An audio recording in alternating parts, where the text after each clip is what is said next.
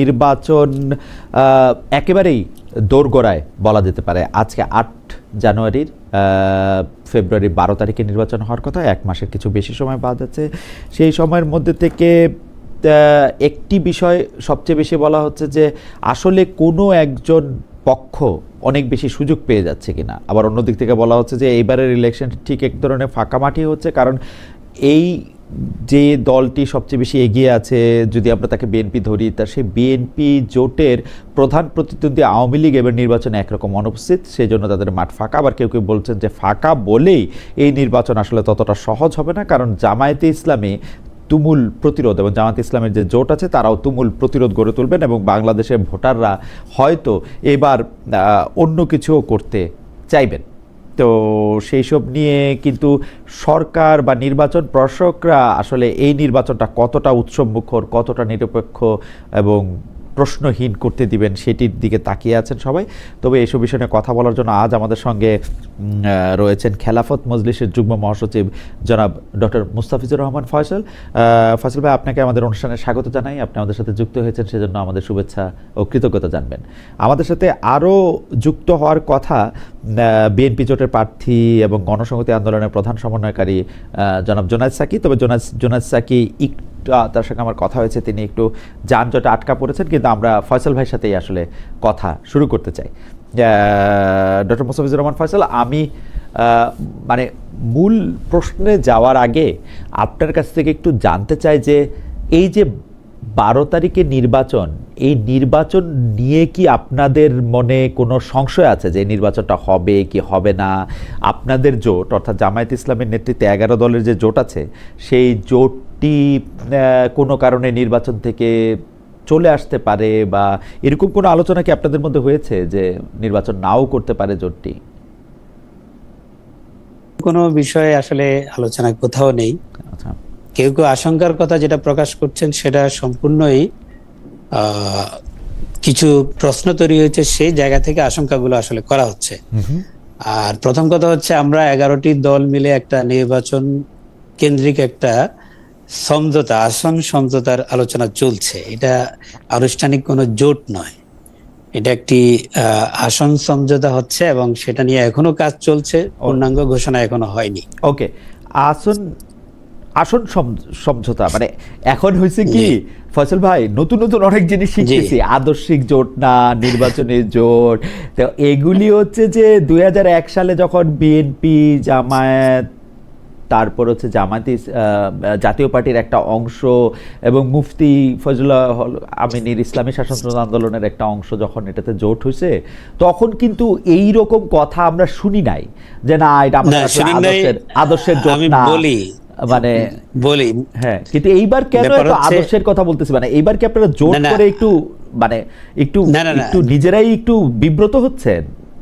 না না, মোটেই বিব্রত হওয়ার বিষয় না। এটা প্রথম আলোচনাটা আসলে আমাদের পক্ষ থেকে এই আলোচনাটা আসছে এবং অন্যরা অনেকে পরে সাপোর্ট করছেন, যেটা হলো জোট কেন্দ্রিক অভিজ্ঞতা আমাদের ভালো না।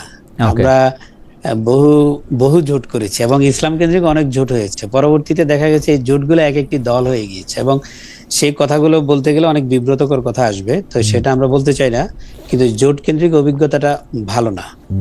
তো সেই জায়গা থেকে প্রচুর আলোচনা পর্যালোচনার পর কিন্তু এই সিদ্ধান্তটা হয়েছে যে আমরা জোট না করে আমরা সমঝোতামূলক একটি সিদ্ধান্তে যাব এবং এই সমঝোতার মধ্যে যারা যারা আগ্রহী হবে, দেশপ্রেমিক ইসলামিক শক্তি যারা আছে, ফেসিবাদ বিরোধী যে শক্তিগুলো আছে, যারাই আগ্রহী হবে তারাই এই সমঝোতার মধ্যে আসবে। এবং এই আলোকেই মূলত আমরা সর্বশেষ যতগুলো দল আসছে, ১১টার মতো দল হয়েছে এবং সেই ১১টা দল হওয়ার পরে আমরা সমঝোতা নিয়ে কাজ করছি। এর আগে ৮টি দল ছিল, তখন একটি ম্যাচিউরড আলোচনা হয়েছিল। পরবর্তীতে আরো ৩টি দল যুক্ত হওয়ার পরে আলোচনাটা আবার নতুন করে আমাদের কিছুটা রিশিডিউল করতে হচ্ছে কিছু কিছু জায়গায়, সেজন্য একটু সময় নিচ্ছে। তো বাকি আশঙ্কার যে জায়গাগুলোর কথা বললেন, সেগুলো কিন্তু নির্বাচন হবে কি হবে না এই আশঙ্কা আমরা করছি না। বা এই জাতীয় কোনো কথাও কিন্তু না, আচ্ছা এই কেউ জায়গা বলেন থেকে নাই। আচ্ছা এই জায়গা থেকে একটু বুঝে আসি তো। ধরেন আপনি যেটাকে সমঝোতা বলতেছেন যে আসন বিভিন্ন জায়গায় দলগুলির ক্ষেত্রে যারা ইসলামের পক্ষে আছেন, বাংলাদেশপন্থী আছেন, ফেসিস্ট বিরোধী আছেন, যেভাবে আপনি আসলে যে বিশেষণগুলো আপনার ব্যবহার করলেন, তো সেইটার সাথে জোটের তফাৎটা কি? না, জোটের তফাৎটা হবে এভাবে, যদি জোট হয় সেখানে জোটের অনেকগুলো ব্যাপার স্যাপার থাকে, যেমন জোটের কে প্রধান হবে, কে কখন সভাপতিত্ব করবেন, কে নেতৃত্ব দিবেন, আবার কে সমন্বয় করবেন, অনেকগুলো বিষয়াদি আছে। Okay. এখন এখানে যেটা আমরা সমঝোতা করছি মানে কি, আমরা সবাই মূলত যার যার জায়গা থেকে আমরা সবাই ক্লিয়ার আছি, হ্যাঁ, এবং আমরা কেউ কারো জায়গা থেকে এমন কোন জোট হলে জোটের একটা ঐক্যবদ্ধ একটা কি থাকবে, ম্যানিফেস্টো থাকবে, সেরকম কিছু বা থাকছে আরো না। অনেক কিছু থাকবে। সেরকম কিছু এখানে থাকছে কিন্তু না। সেরকম কিছু থাকছে না, জি না। তাহলে আপনারা তো জোট করলেন ধরেন, হ্যাঁ, এখন আপনারা যদি হ্যাঁ। 151টার বেশি আসন পান, যেই শুভেচ্ছা আমার সবসময় থাকে, তো সেই 151টার বেশি আসন পেলে এটা কে হবেন আপনাদের দলের থেকে নির্বাচিত প্রধানমন্ত্রী? আচ্ছা, এই জাতীয় কোনো আলোচনাই তো এখনো হয়নি। এটা আলোচনাটা হবে যখন, যদি হ্যাঁ সত্যিকার অর্থে যদি আমরা 151টার আসন পেয়ে যাই, হ্যাঁ, তো নিঃসন্দেহে এটা তো এমন হবে না যে দুইজন প্রধানমন্ত্রী হয়ে যাবেন, এরকম তো হবে না। হ্যাঁ। এটা তখন কি একমত আমরা নিজেরা। তখন কি আপনারা আলোচনা করবেন? আগে আলোচনা করা যায় না এটা, ফজল ভাই? না না না, আগে আলোচনা করে আমরা রাস্তাটা তো বন্ধ করতে চাই না। এখন নির্বাচনের ফলাফল আসার পর তখন তো হ্যাঁ। দেখা যাবে যে কে কতটা আসন পেলাম, হ্যাঁ, কার কতটুকু যৌক্তিক দাবি এখানে আসলে হয়, আর কে কতটুকু আমরা ছাড় দিতে পারবো, সব মিলাই একটা এইটার উপর সমন্বয়ের মানে জায়গা তখন তৈরি হবে। নির্বাচনের আসন পাওয়ার উপর ভিত্তি করে তখন আপনারা এটা তখন চিন্তা করবেন, তাই তো? নিঃসন্দেহে একটা পরিস্থিতি তৈরি হবে তখন, আচ্ছা। যাতে করে আলোচনাটা তখন কমে যাবে, অনেক Okay. কমে যাবে আলোচনা। আলোচনা এখন কমে আলোচনা করতে গেলে তো আলোচনাটা বড় হবে। মানে আমরা কি মানে আমার খুব কৌতূহল, কারণ এরকম আর জীবনে শুনি নাই, ধরেন বাংলাদেশে আর জীবনে শুনি নাই। আমার খুব কৌতূহল, ধরা যাক জামায়াতে ইসলামী এখন পর্যন্ত আমি যা হিসাব নিকাশ দেখতেছি 173টা আসনে উনারা নির্বাচন করতেছেন। জোট সঙ্গী হিসাবে আপনারা 68 আসনে প্রার্থী দিচ্ছেন। আমরা শুনতেছি 74টা আসনে 74। আচ্ছা, এনসিপি আমি শুনতে পাইছি যে 30টা, কেউ কেউ বলতেছেন 40টা, আমি জানি না। তো ঘটনা হইলো যে ধরেন জামাতে ইসলামী পাশ করলো 50টায়, আর খেলাফত মজলিস পাশ করলো ধরেন 55টায়। তাহলে সেই ক্ষেত্রে কিন্তু সব মিলে আমাদের আবার 151টার বেশি হলো। এনসিপি 30টার মধ্যে 30টাই পাইলো, তো 151টা হইলো। তো সেই ক্ষেত্রে যারা আসন বেশি পাবে তারাই কি সরকার গঠন করবে, বা মানে মানে এটা তো একটা হাইপোথেটিক্যাল কথা যে যারা বেশি আসন পাবে। হ্যাঁ, হ্যাঁ, সাকিব ভাই আসছেন, হ্যাঁ, জি। এখানে তো বিষয় হচ্ছে যে আপনি যদি 151টা আসন পান এবং সবাই মিলে পান, হ্যাঁ, তো সরকার তো সবারই না, কিন্তু সেই জায়গায় কে কোন দায়িত্বে যাবেন, কার নেতৃত্বে থাকবে? হ্যাঁ, কে কোন দায়িত্বে যাবেন। একটা সেকেন্ড ডক্টর ফয়সাল, একটা সেকেন্ড, আমাদের সাথে জনাব জুনায়েদ সাকি এসে যুক্ত হয়েছেন। জনাব জুনায়েদ সাকি গণসংহতি আন্দোলনের প্রধান সমন্বয়কারী এবং ব্রাহ্মণবাড়িয়া 6 আসনে বিএনপি জোটের প্রার্থী। সাকিব ভাই, আপনাকে আমাদের অনুষ্ঠানে স্বাগত জানাই। আপনি ঢাকা শহরের একটা সাংঘাতিক যুদ্ধ করে, কারণ কিছুক্ষণ আগে আপনাদের সাথে আমার কথা হয়েছিল, সাকিব ভাই সাধারণত সবসময় অন টাইম থাকেন, আজকে উনি একটু দেরি করে আমাদের সাথে যুক্ত হয়েছেন। আমরা ডক্টর ফয়সালের সাথে কথা বলছিলাম ওই জোটের প্রকৃতি অনুযায়ী। আমরা ওনার কথা শেষ করে আপনার কাছে আসছি। সাকিব ভাই, আপনাকে শুভেচ্ছা, কৃতজ্ঞতা এবং ধন্যবাদ জানাই আপনি আমাদের সাথে যুক্ত হওয়ার জন্য। সাকিব ভাই কি আমরা স্পষ্ট শুনতে পাচ্ছি? সাকিব ভাই কি একটু কথা বলবেন? শুনতে পাচ্ছেন আমাকে? হ্যাঁ, হ্যাঁ, এবারে একদম স্পষ্ট, আপনি একদম পরিষ্কার আপনাকে শোনা যাচ্ছে। তো ডক্টর মোস্তাফিজুর রহমান ফয়সাল যেটা বলছিলেন যে আপনারা একটা জোট না, আপনারা একটা আসন সমঝোতার একটা নির্বাচন করছেন, এবং সেইটার ক্ষেত্রে আসলে এটা উন্মুক্ত আছে, শেষ পর্যন্ত কে কখন কোথায় এসে এটা যুক্ত হইতে পারে, এবং সরকার গঠনটা আসলে কে করবেন সেইটা আসলে নির্বাচনের পরে এটা বোঝা যাবে। তো বিরোধী দল যদি আপনারা হন তাইলেও কি এই একই ব্যাপার হবে? আসলে বিরোধী দল যদি হই সেখানে তো সরকার গঠনের প্রশ্ন থাকবে না, আর সেখানে একজন বিরোধী দলের নেতা থাকতে হবে, একটা বিরোধী দলের নেতা থাকবে, বিরোধী দলের নেতা থাকবে। সেখানে তো জোট কেন্দ্রিক কোনো আলোচনা প্রসঙ্গ আসলে থাকছে না। ওকে, যেহেতু প্রত্যেকটা দল আলাদা থাকবে এবং যার যার অবস্থান অনুযায়ী সেখানে সংসদে বিরোধী দলগুলো থাকবে। প্রধান বিরোধী দল হয়তো একটা হবে যে সর্বোচ্চ 3য় আসন পাবে সংখ্যার দিক থেকে। সেই হিসাবে তো আপনার তিনি আসলে বিরোধী দল হবেন। হ্যাঁ, যেহেতু স্বাভাবিকভাবেই সেটাই আসে। ইন্টারেস্টিং। কিন্তু ডক্টর মোস্তাফিজুর রহমান ফয়সাল, আপনি হয়তো আমাদের মানে ইচ্ছা করলে বলতে পারেন পরে আমাদের আলোচনা প্রসঙ্গে যে এই ব্যাপারটা আপনাদের ঠিক মানে মনোভূত হচ্ছে কিনা, এটা মন থেকেই এইটা এরকম চাচ্ছেন কিনা, নাকি কোনো একটা পরিস্থিতি আপনাদেরকে বাধ্য করতেছে এই জায়গাটাতে আসতে, সেইটা আমরা পরে আপনার কাছ থেকে শুনবো না, আপনি যদি আলোচনা প্রসঙ্গে আমাদের বলেন আর কি। আমরা একটু জনাব জুনায়েদ সাকি আপনার কাছে যাই। সাকি ভাই, আপনি 2015 সালে উত্তর ঢাকা সিটি কর্পোরেশন নির্বাচনে মেয়র পদপ্রার্থী ছিলেন, সেই বিখ্যাত নির্বাচন যেখানে আমি সাবেক প্রধানমন্ত্রী শেখ হাসিনাকে জানতে চেয়েছিলাম যে আমরা 3 দিন পরে নিরাপদ থাকবো কিনা, স্বাধীনভাবে ইলেকশন করতে পারবো কিনা, যেটাতে উনি আমাকে হাওয়েভার, কারণ সেই ইলেকশনটিতে আপনার আমার সবারই শঙ্কা ছিল যে সেই ইলেকশনটি আসলে কতটা মিডিয়ার উপরে চাপ থাকবে, কি থাকবে। 2018 সালেও আমরা দেখেছি যে আপনি একাদশ জাতীয় নির্বাচনে আপনি ঢাকা 12 থেকে অংশ নিয়েছেন, এবার প্রথম আপনি ঢাকার বাইরে যাচ্ছেন, সেটা ব্রাহ্মণবাড়িয়া 6 আসন। এইটা কি আপনার চাওয়া বা চাওয়ার মধ্যে বা হিসাবের মধ্যে আপনার ছিল কিনা, নাকি জোটের হিসাব নিকাশের কারণে এটা আপনার করতে হলো? জোটের আসন বন্টন নিয়ে আপনারা সন্তুষ্ট কিনা? আপনার কাছে এরকম কখনো মনে হচ্ছে কিনা যে জোটের যে বড় শক্তি বিএনপি সব কিছু নিয়ন্ত্রণ করছে? আমরা দেখেছি যে ব্রাহ্মণবাড়িয়া 6 আসনে বা আপনার আশেপাশে আসনে, কারণ সবটাই তো বড় প্রভাব বিস্তার করে, যারা মনোনয়ন পান নাই বা যার মনোনয়ন পাওয়ার ইচ্ছা বাড়ে আশা ছিল, তাদের কেউ কেউ বিদ্রোহী প্রার্থী হচ্ছে নানা জায়গায়। এই ব্যাপারগুলিকে কিভাবে মানে ডিল করতেছেন জনাব জুনায়েদ সাকি? প্রথম কথা, বিএনপি সবকিছু নিয়ন্ত্রণ করছে কিনা, আপনার যাওয়াটা আসলে আপনার ইচ্ছাধীন ছিল কিনা, যারা আপনার বিরুদ্ধে আচরণ করছেন তারা এটা কিভাবে ডিল করছে, তাদেরকে আপনি কিভাবে ডিল করছেন? আপনাকে ধন্যবাদ আমাকে এখানে আমন্ত্রণ জানানোর জন্য। যারা দেখছেন সবাইকে সালাম, শুভেচ্ছা, আসসালামু আলাইকুম। প্রথমে আমি দুঃখ প্রকাশ করে নিচ্ছি যে একটু দেরিতে যোগ দেওয়ার জন্য। ট্রাফিকের অবস্থা আমাদের সবারই বিবেচনা করে সময় নির্ধারণ করা দরকার, কিন্তু বুঝতেই পারছেন নির্বাচনের সময়, ফলে চাইলে অনেক সময় আসলে স্কেজুয়াল মেনটেন করা সম্ভব হচ্ছে না। আমি আবারও দুঃখ প্রকাশ করছি। আপনাকে একটু কারেক্ট করে দিই, বিএনপির সাথে আমাদের কোনো জোট হয়নি। আমরা আসলে একটা যুগপৎ ধারায় আন্দোলন করেছি, এবং আপনি জানেন যে বিএনপি, গণতন্ত্র মঞ্চ, আমাদের দল গণসংহতি আন্দোলন, জিএসএ এবং আরো 39টি দল, মোট 39টি দল, যার মধ্যে একক দল এবং জোট ইত্যাদিও আছে, তারা আমরা যুগপৎ ধারায় যার যার অবস্থান থেকে সম একটা লক্ষ্য নিয়ে কিংবা অভিন্ন লক্ষ্য নিয়ে আমরা আন্দোলন করেছি ফ্যাসিবাদের বিরুদ্ধে। এবং সেখানে একটা সুস্পষ্ট 1 দফা যেমন দাবি ছিল, তেমনি 31 দফা আমাদের কর্মসূচি ছিল, অর্থাৎ ভবিষ্যৎ বাংলাদেশটার রাষ্ট্র সহ ব্যবস্থা সহ কি পরিবর্তন আমরা ঘটবে। তো সেইটা আমাদের কথা ছিল যে আমরা ফ্যাসিবাদী সরকারের পতন, তারপরে এই বিদ্যমান রাষ্ট্র ব্যবস্থার বদল এবং 31 দফার আলোকে রাষ্ট্র ব্যবস্থার গণতান্ত্রিক রূপান্তর, মেরামত, সংস্কার, অর্থাৎ নতুন একটা রাজনৈতিক বন্দোবস্ত আমরা তৈরি করব। বিভিন্ন জন বিভিন্ন ভাষায় কথাগুলো আমরা বলেছি।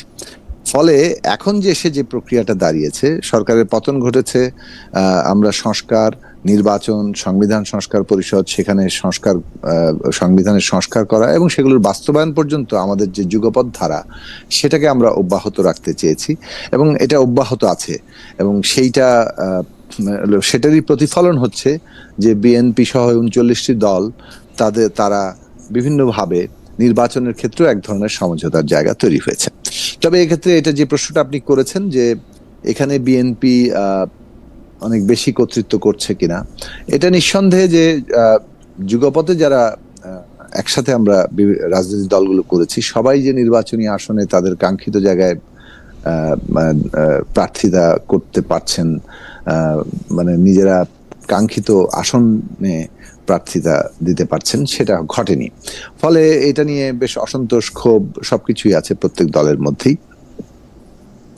কিন্তু শেষ পর্যন্ত যেহেতু আমরা যুগপৎ ধারাটাকে মানে অব্যাহত রেখে এই যে বাংলাদেশের রাষ্ট্রের একটা গণতান্ত্রিক রূপান্তর করছে, এটা একটা ঐতিহাসিক মুহূর্ত, একটা জাতীয় পুনর্গঠনের কাল, এইখানে আমরা ন্যূনতম জাতীয় ঐকমত্যটা রক্ষা করতে চেয়েছি। ওটা ছিল আমাদের প্রায়োরিটি, জাতীয় স্বার্থে, দেশের স্বার্থে।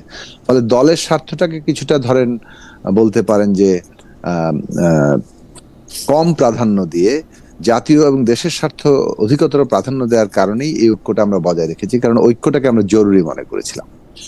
ফলে এই ক্ষেত্রে বিএনপির সাথে যে অসন্তোষ আছে অন্যান্য দলগুলোর যুগপৎ মিত্রদের, এ ব্যাপারে কোনো সন্দেহ নেই। কিন্তু এর ক্ষেত্রে যে এখনো পর্যন্ত যুগপথের ঐক্যটা যে টিকে আছে, সেটার মূল ভিত্তি হচ্ছে জাতীয় স্বার্থকে প্রাধান্য দেওয়া। দ্বিতীয়ত হচ্ছে যে আমি ঢাকা 12-তেই নির্বাচন করেছিলাম, কিন্তু বাঞ্ছারামপুরে যাওয়াটা সম্পূর্ণ আমার দল এবং আমার ব্যক্তিগত সিদ্ধান্ত, এবং সেইটাকে বলতে পারেন যে যুগপৎ মিত্ররা বিশেষভাবে বিএনপি সেটাকে সম্মান করেছে এবং তারা সেটাকে সমর্থন জানিয়েছেন যে ওইখানে আমরা প্রার্থিতা করছি। এটা আমরা জোটের প্রার্থীও বললে ভুল হবে, এটা আমরা গণসংহতি আন্দোলনের প্রার্থী, আমরা মাথাল মার্কায় নির্বাচন করছি। বিএনপি সহ আমাদের যুগপৎ মিত্ররা এইটাকে, আমাদের প্রার্থীতাকে ওখানে সমর্থন করছে। ওকে, মানে এইটা এই হচ্ছে বিষয়। এবং আর তৃতীয় প্রশ্নটা আপনার ছিল যে তৃতীয় প্রশ্নটা মানে আপনি আসলে তিনটা প্রশ্নেরই একরকম জবাব দিয়েছেন। আমার প্রশ্ন ছিল হচ্ছে যে আপনি এবার ঢাকার বাইরে যাওয়াটা আপনার সিদ্ধান্ত কিনা নাকি জোটের হিসাব নিকাশের কারণে গিয়েছেন, তা আপনি বলেছেন যে এটা আসলে জোট না, একদমই আমাদের, বরং জোট মানে আমাদের জোট মিত্ররা, জোট বলতে মানে যুগপৎ মিত্ররা আমাদেরকে বরং ঢাকা নির্বাচন করার জন্য, আচ্ছা, জোটের আমাদের অনেকে পরামর্শ দিয়েছে। আমাদের প্রশ্ন ছিল জোটের বড় শক্তি বিএনপি সবকিছু নিয়ন্ত্রণ করতেছে কিনা। আপনি সেটাও পরিষ্কার বলছেন যে না, আসলে বিএনপি সবকিছু নিয়ন্ত্রণ করতেছে, ব্যাপারটা এরকম না। আমি প্রশ্ন করি, কিন্তু বিএনপির প্রাধান্য আছে এবং বিএনপির অনেক সিদ্ধান্ত নিয়ে অনেক যুগপৎ মিত্রদের মধ্যে অনেকের মধ্যেই অসন্তোষ আছে, কিন্তু জাতীয় স্বার্থকে প্রাধান্য দিয়ে এখনো যুগপৎ ধারাটা বজায় আছে। ওকে, আর ফাইনালি হচ্ছে যে আপনাকে যারা মানতে না পেরে যারা বিদ্রোহী প্রার্থী করেছিল তাদেরকে আপনি ডিল করছেন, তাদেরকে এইটা আমরা মনে করি যে ডিল করছি, মানে রাজনীতি তো একটা খুব সহজসাপটা ব্যাপার নয়। মানে ধরুন, এটা খুবই স্বাভাবিক যে 17 বছর ধরে বিএনপির নেতাকর্মীরা প্রত্যেক জায়গাতেই এবং বিশেষভাবে বাঞ্ছারামপুরেও তারা তো সেখানে লড়াই করেছেন। তার লড়াই করতে গিয়ে জেল, জুলুম, হুলিয়া, গুম, খুন, অত্যাচার, নানা ধরনের তারা অত্যাচারের মোকাবেলা করেছেন। ফলে স্বাভাবিকভাবে তাদের মধ্যে একটা আকাঙ্ক্ষা আছে এখানে দলীয় প্রার্থী হবে, ধানের শীষের মার্কা থাকবে। এখন যখনই মানে যুগপৎ মিত্রদের একটা মার্কা এখানে আসছে এবং বিএনপি তার দলীয় প্রার্থী রাখছে না, এটা স্বাভাবিকভাবে তাদের মধ্যে বেশ ক্ষোভের জন্ম দিচ্ছে, কেউ কষ্ট পাচ্ছেন। এবং আমি ব্যক্তিগতভাবে এটার প্রতি অত্যন্ত মানে কি বলতে পারেন যে তাদের যে অনুভূতি তার প্রতি আমার সম্মান আছে এবং আমি নিজেও এটা ফিল করছি। কখনো কখনো মনে হচ্ছে যে আসলে হয়তো ইলেকশনে এই ধরনের আন্ডারস্ট্যান্ডিং না থাকলেও হতো। তো কিন্তু বাস্তবতা আমার বাড়ি বাঞ্ছারামপুর না হয়ে অন্য এক জায়গায় হলেও সেখানেও একই পরিস্থিতি তৈরি হতো। ফলে যে কয়েকটি আসনে বিএনপি আসন ছেড়েছে অথবা সমর্থন দিয়েছে অন্য দলের প্রার্থীকে, অন্য মার্কাকে, প্রত্যেকটি জায়গায় একই পরিস্থিতি আছে। এখন এইটাকে তো রাজনৈতিক ভাবে শেষ পর্যন্ত আমরা আলাপ আলোচনার মধ্য দিয়ে যাচ্ছি এবং আমি মনে করি, আমি আমার দলের পক্ষ থেকে বলতে পারি, আমরা বিশ্বাস করি যে বাঞ্ছারামপুরে আমরা যুগপৎ ধারার ঐক্যটাকে বজায় রাখতে পারবো এবং সেই ধরনের আলাপ আলোচনার মধ্য দিয়ে আমরা একটা জায়গায় প্রায় পৌঁছে গেছি, খুব শিগগিরই আমরা জানতে পারবো। সাকিব ভাই, আমি আপনাকে হয়তো প্রশ্নটা এরকম ভাবে করতে পারতাম যে আপনি যে রাজনীতি গত 40 বছর ধরে করে আসছেন, 30 বছর 40 বছর ধরে করে আসছেন, 30-35 যত টাফ প্রশ্ন সেটা করতে থাকেন। না, কোশ্চেনের টাফের জন্য না, মানে এই যে আপনি যেটাকে সমঝোতা বলতেছেন, না ফয়সাল ভাই যেটাকে সমঝোতা বলতেছে, আপনি যেটাকে বলতেছেন যে যুগপৎ আন্দোলনের সঙ্গী, তো সেইটা করতে গিয়া আপনার রাজনীতি কি সামনে আগাইলো না পিছনে গেল, সেইটাও আমরা একটু বুঝতে চাইবো। অর্থাৎ মানে আমি যদি প্রশ্নটা সহজভাবে করি, ধরা যাক যে বিএনপি সরকার গঠন করলো, আপনি সেই বিএনপি সরকার একজন মন্ত্রী হইলেন, পলিসি মেকারদের একজন হইলেন, সেটা গণসংহতি আন্দোলন বলে আমরা যে অস্তিত্বটাকে এতদিন দেখে আসছি, সেটার জন্য ভালো হইলো কি খারাপ হইলো সেটা আমরা আপনার কাছে শুনবো। এই পর্যায়ে শুনতেছি না, আমরা আবার একটু আসতেছি আপনার কাছে, কারণ আমাদের আরো কিছু প্রশ্ন আছে। আপনার ভাষা, আপনি দোয়া করেন আপনাকে যাতে কিন্তু টাফ কোশ্চেন যাতে কিছু করতে পারি, কারণ আপনাকে টাফ কোশ্চেন করা কঠিন। এই ফয়সাল ভাইয়ের কাছে যাওয়ার আগে আমি আমাদের দর্শকদের কিছু মতামত পড়ে শোনাই। সেটা হচ্ছে আফজাল হারেস, তিনি বলতেছেন যে খালেদ ভাই, আপনার চিন্তা ভাবনার মতো করে অন্যদের কেন ভাবতে হবে বলেন তো ভাই? একদমই ভাবতে হবে না, কিন্তু আমার একটা প্রশ্ন আপনার কাছে, যদি আপনি থাকতেন আপনার কাছে করতো, আমার ভাবনা চিন্তাটা আসলে কি? আমি এখনো আমার ভাবনা চিন্তাটা বুঝতে পারি না, মানে আমি তো অত ভাবুক লোক না, আমার কোনো ভাবনাও নাই, চিন্তাও নাই। আমি চেষ্টা করি অন্য আরেকটা মানুষের ভাবনা চিন্তা বা জনগণের প্রশ্নগুলিকে সামনে আনতে। আমার ভাবনা চিন্তার মতো করে কাউরেই কোনো ভাবতে হবে না। আরেকজন দর্শক আমাকে এটা প্রশ্ন করছেন একদম স্পেসিফিকলি, এই প্রশ্নটা একটু জবাব দেই। এই প্রশ্নটা কেন হারাই ফেললাম, এই প্রশ্নটাকে আমি এতক্ষণ অনেকগুলি প্রশ্ন আসে বলে আমি একদম মোবাইল টেলিফোনটার উপর একদম আঙ্গুলটা দিয়ে রাখছিলাম, আমার প্রশ্নটা মনে আছে কিন্তু যিনি করছেন তার নামটা মনে নাই। তিনি, আচ্ছা যাই হোক, আর এটাকে খুঁজে সমস্যা করতেছি না, কারণ অনেক দর্শক অনেক মন্তব্য করছেন। ব্যাপারটা হলো, প্রশ্নটা হলো, আজকে যদি জামায়াতে ইসলামী জনগণের ম্যান্ডেট নিয়ে ক্ষমতায় আসে তাহলে আপনি অ্যাকসেপ্ট করবেন কিনা, আমার কাছে এই প্রশ্ন ছিল। আমি তো শুধু অ্যাকসেপ্টই করব না, আমি অবশ্যই তাদের স্বাগত জানাবো, কারণ আমার কাছে জনগণের ম্যান্ডেটই শেষ কথা। জনগণের ভোট নিয়ে যারা বাংলাদেশে ক্ষমতায় আসবেন তাদেরকে স্বাগত জানানোটাই আমি মনে করি গণতন্ত্রের প্রাথমিক শর্ত হওয়া উচিত, এবং কোনো ক্ষেত্রে প্রধানতম শর্ত হওয়া উচিত। সাকিব ভাই তাত্ত্বিক মানুষ, উনি নিশ্চয়ই আরও ভালো করে বলতে পারবেন, কিন্তু জামায়াতে ইসলামী যদি জনগণের ম্যান্ডেট নিয়ে ক্ষমতা আসে আমাকে তার স্বাগত জানাতে আমার কোনো অসুবিধা দেখি না। আমি একটু ডক্টর ফয়সাল আপনার কাছে একটু আসি। ডক্টর ফয়সাল, আপনাদের জোটে আমি যেই প্রশ্নটা আসলে সাকিবে আসার আগেই আপনাকে বলতেছিলাম যে 11টি দল ইন্টারেস্টিংভাবে ডক্টর মোস্তাফিজুর রহমান ফয়সাল, যিনি খেলাফত মজলিসের যুগ্ম মহাসচিব, তিনিও এইটাকে আসলে জোট বলতে নারাজ। তিনি বলছেন নির্বাচনী আসন বন্টনের সমঝোতা যারা একসঙ্গে আন্দোলন করছেন তাদের মধ্যে। না, আমি নারাজ হব কেন? এটা তো সবাই মিলে এই সিদ্ধান্তটা হয়েছে যে আমরা কোনো জোট করিনি। আমরা যেটা করছি সেটা হলো, আমি সেই জন্য বলতেছি যে বলতে নারাজ, আমরা আসলে বলার সুবিধার্থে তাদেরকে জোট বলি, আপনাদেরকে জোট বলি, তাই না? আচ্ছা, তাই না?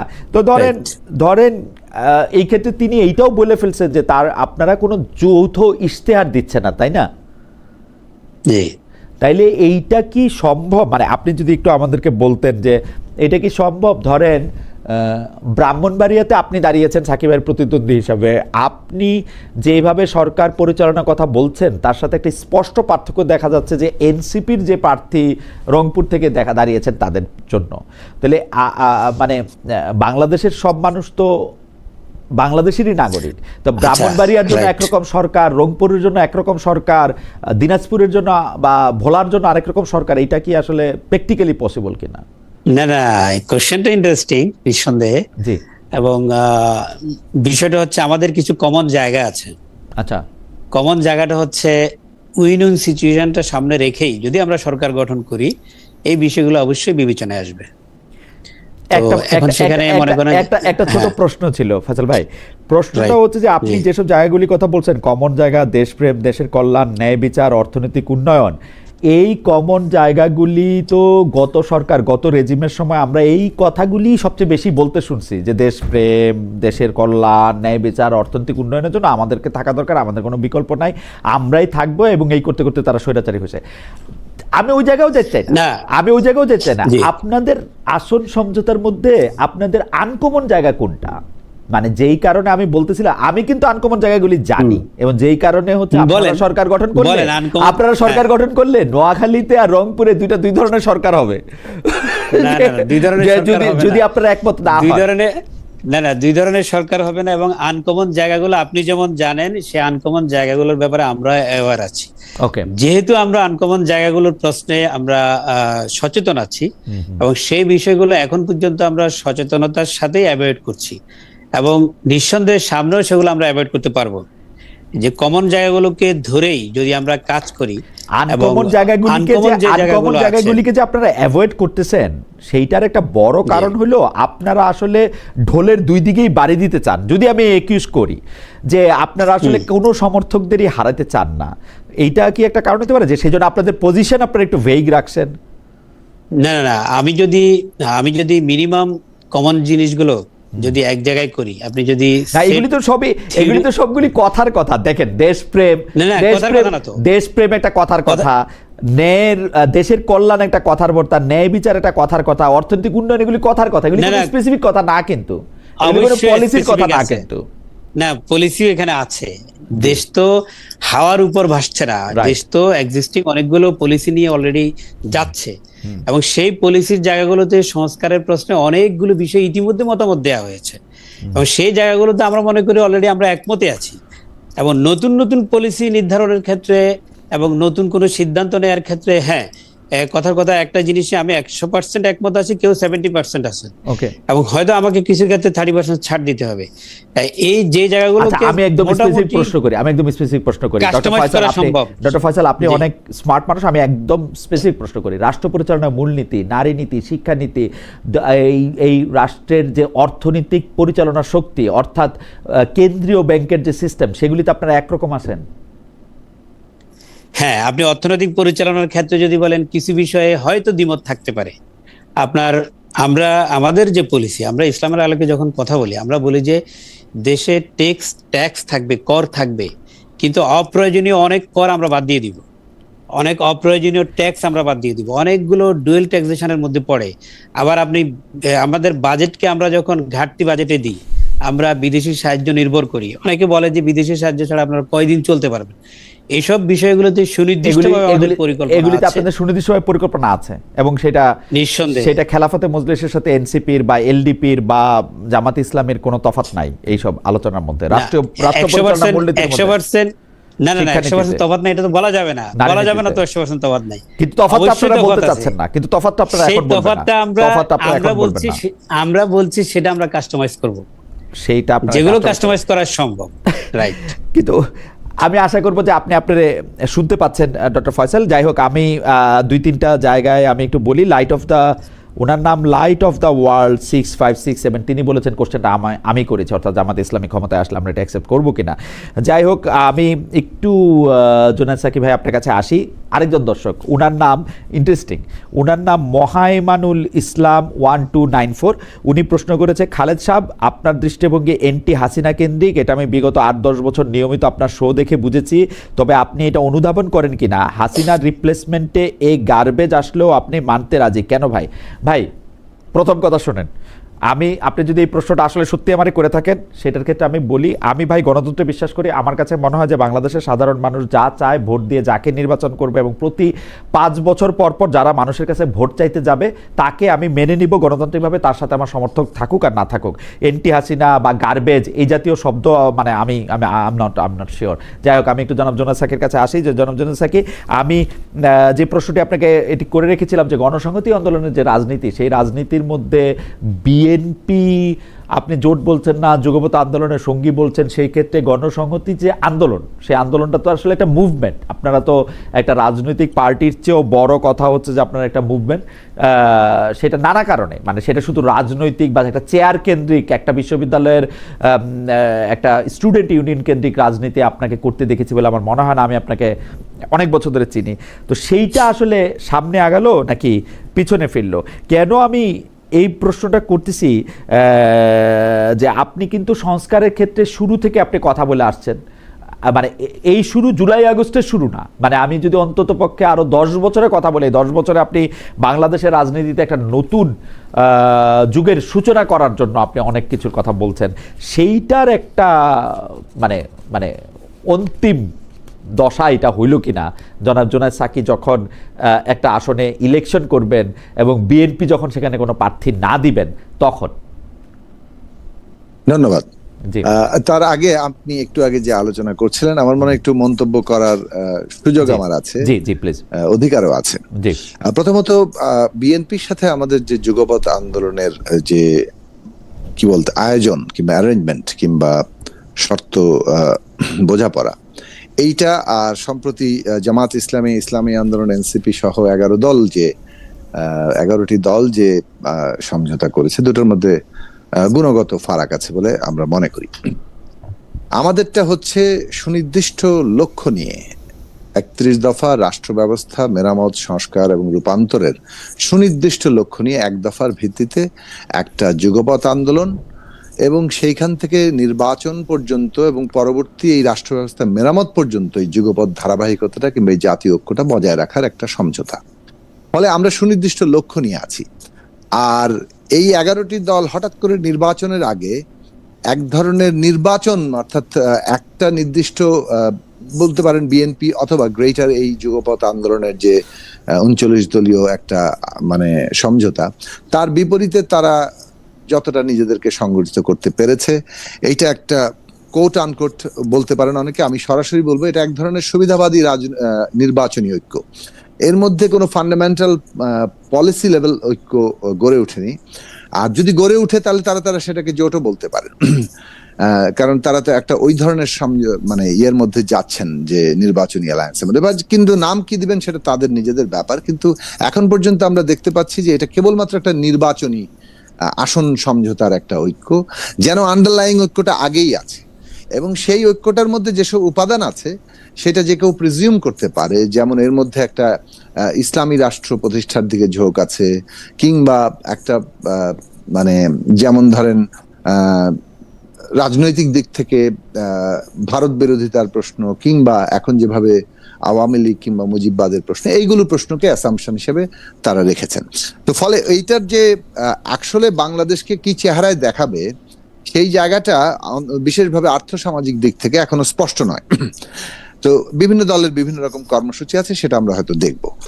এখন আমরা যে জায়গাটায় যেতে চাচ্ছি যে কেন গণসংহতি আন্দোলন জিএস এর ক্ষেত্রে এটা, যেমন 2002 সালে আমরা যখন যাত্রা শুরু করি তখন পলিটিক্যাল পার্টি না, আমরা একটা মুভমেন্ট হিসাবে পরিষ্কার আমাদের ঘোষণাপত্রের ব্যাখ্যা ছিল যে বিদ্যমান রাষ্ট্র ব্যবস্থার একটা আমূল রূপান্তর ঘটিয়ে আমরা একটা গণতান্ত্রিক রাষ্ট্র ব্যবস্থা প্রতিষ্ঠা করতে চাই, যেটা একটা নতুন মানে গণতান্ত্রিক সংবিধান প্রতিষ্ঠা করবে। একটা সংবিধান সভার নির্বাচন হবে এবং তার মধ্যে দিয়ে একটা নতুন গণতান্ত্রিক সংবিধান প্রতিষ্ঠা হবে এবং জনগণের আকাঙ্ক্ষার একটা রাষ্ট্র ব্যবস্থা তৈরি হবে। তো এটা ছিল আমাদের লক্ষ্য এবং এই লক্ষ্য নিয়েই আমরা বিভিন্ন সময় কাজ করেছি। কখনো বাংলাদেশপন্থী রাজনীতির কথা বলেছি, কখনো বলেছি যে একটা নতুন জাতীয় সনদ দরকার, বলেছি রাষ্ট্রের গণতান্ত্রিক রূপান্তর দরকার, আমরা বলেছিলাম যে নতুন একটা রাজনৈতিক বন্দোবস্ত দরকার।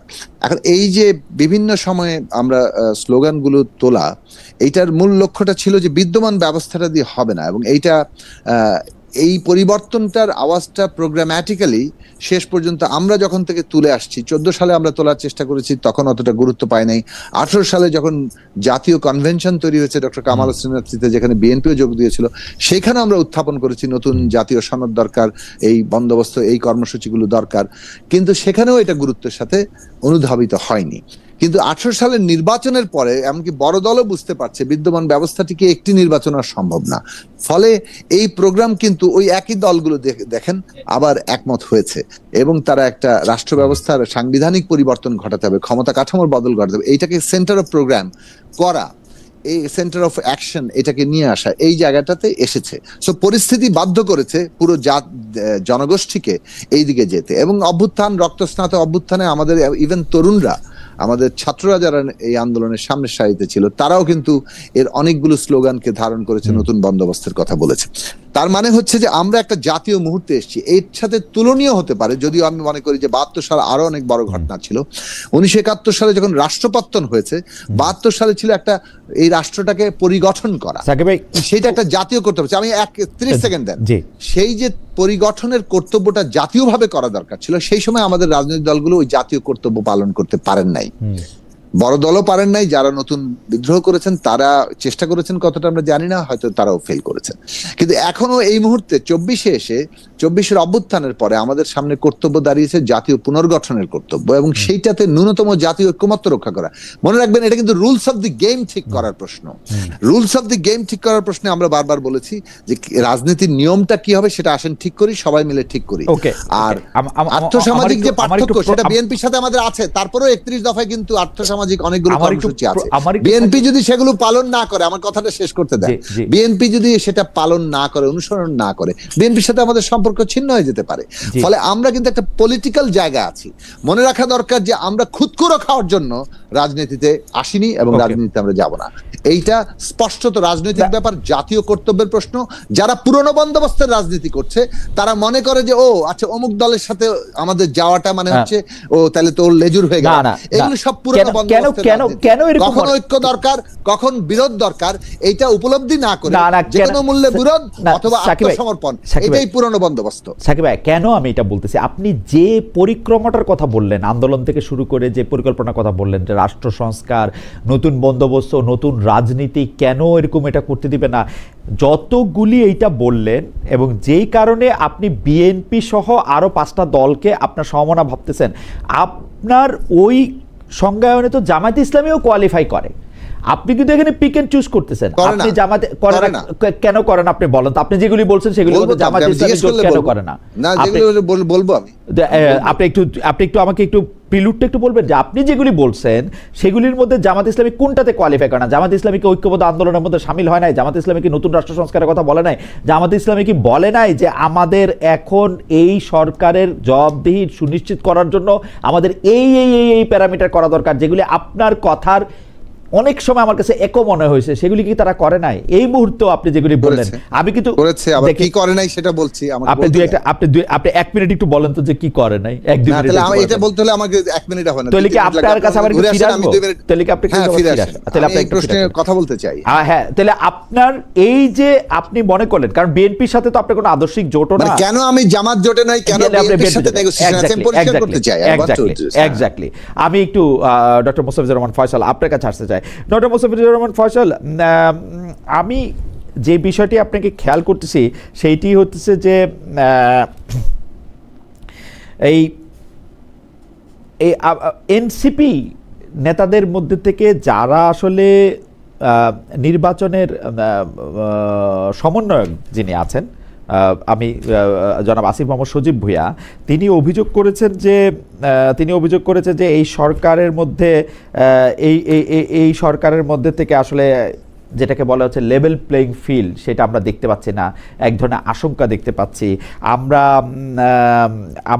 আমরা এইটাও দেখতে পাচ্ছি যে এই আপনাদের জোটে আছেন একজন খেলাফত নেতা মাওলানা মামুনুল হক, তিনি আমাদের সাথে অনুষ্ঠানে বলেছিলেন যে জামায়াতের সঙ্গে ইসলামের মৌলিক বিষয়ে মিল আছে, কিন্তু আকীদাগত কিছু তফাৎ আছে রাষ্ট্র শাসন ব্যবস্থার ভিন্নমত নিয়ে। আমি দুটি প্রশ্ন যদি একসাথে করতে চাই, যে আপনাদের দলও আসলে এইটি মনে করে কি না যে এই সরকারের সময় একটা সুষ্ঠু নির্বাচন করা আসলে সম্ভব না?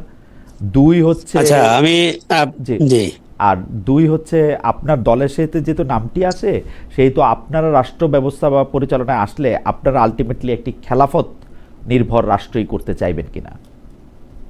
ধন্যবাদ। আমি আপনার এই প্রশ্নের জবাব দেওয়ার আগে জুনাইদ সাকিব ভাইয়ের একটা আপত্তিজনক কথার জবাব দিই। উনি আমাদের নির্বাচনী ঐক্যকে বলছেন যে এটা সুবিধাবাদী একটা বিষয়াদি।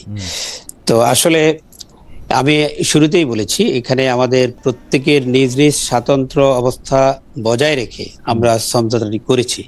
আমাদের প্রত্যেকের আলাদা আলাদা নির্বাচনী ইশতেহার আছে, যেটার কাজ চলছে।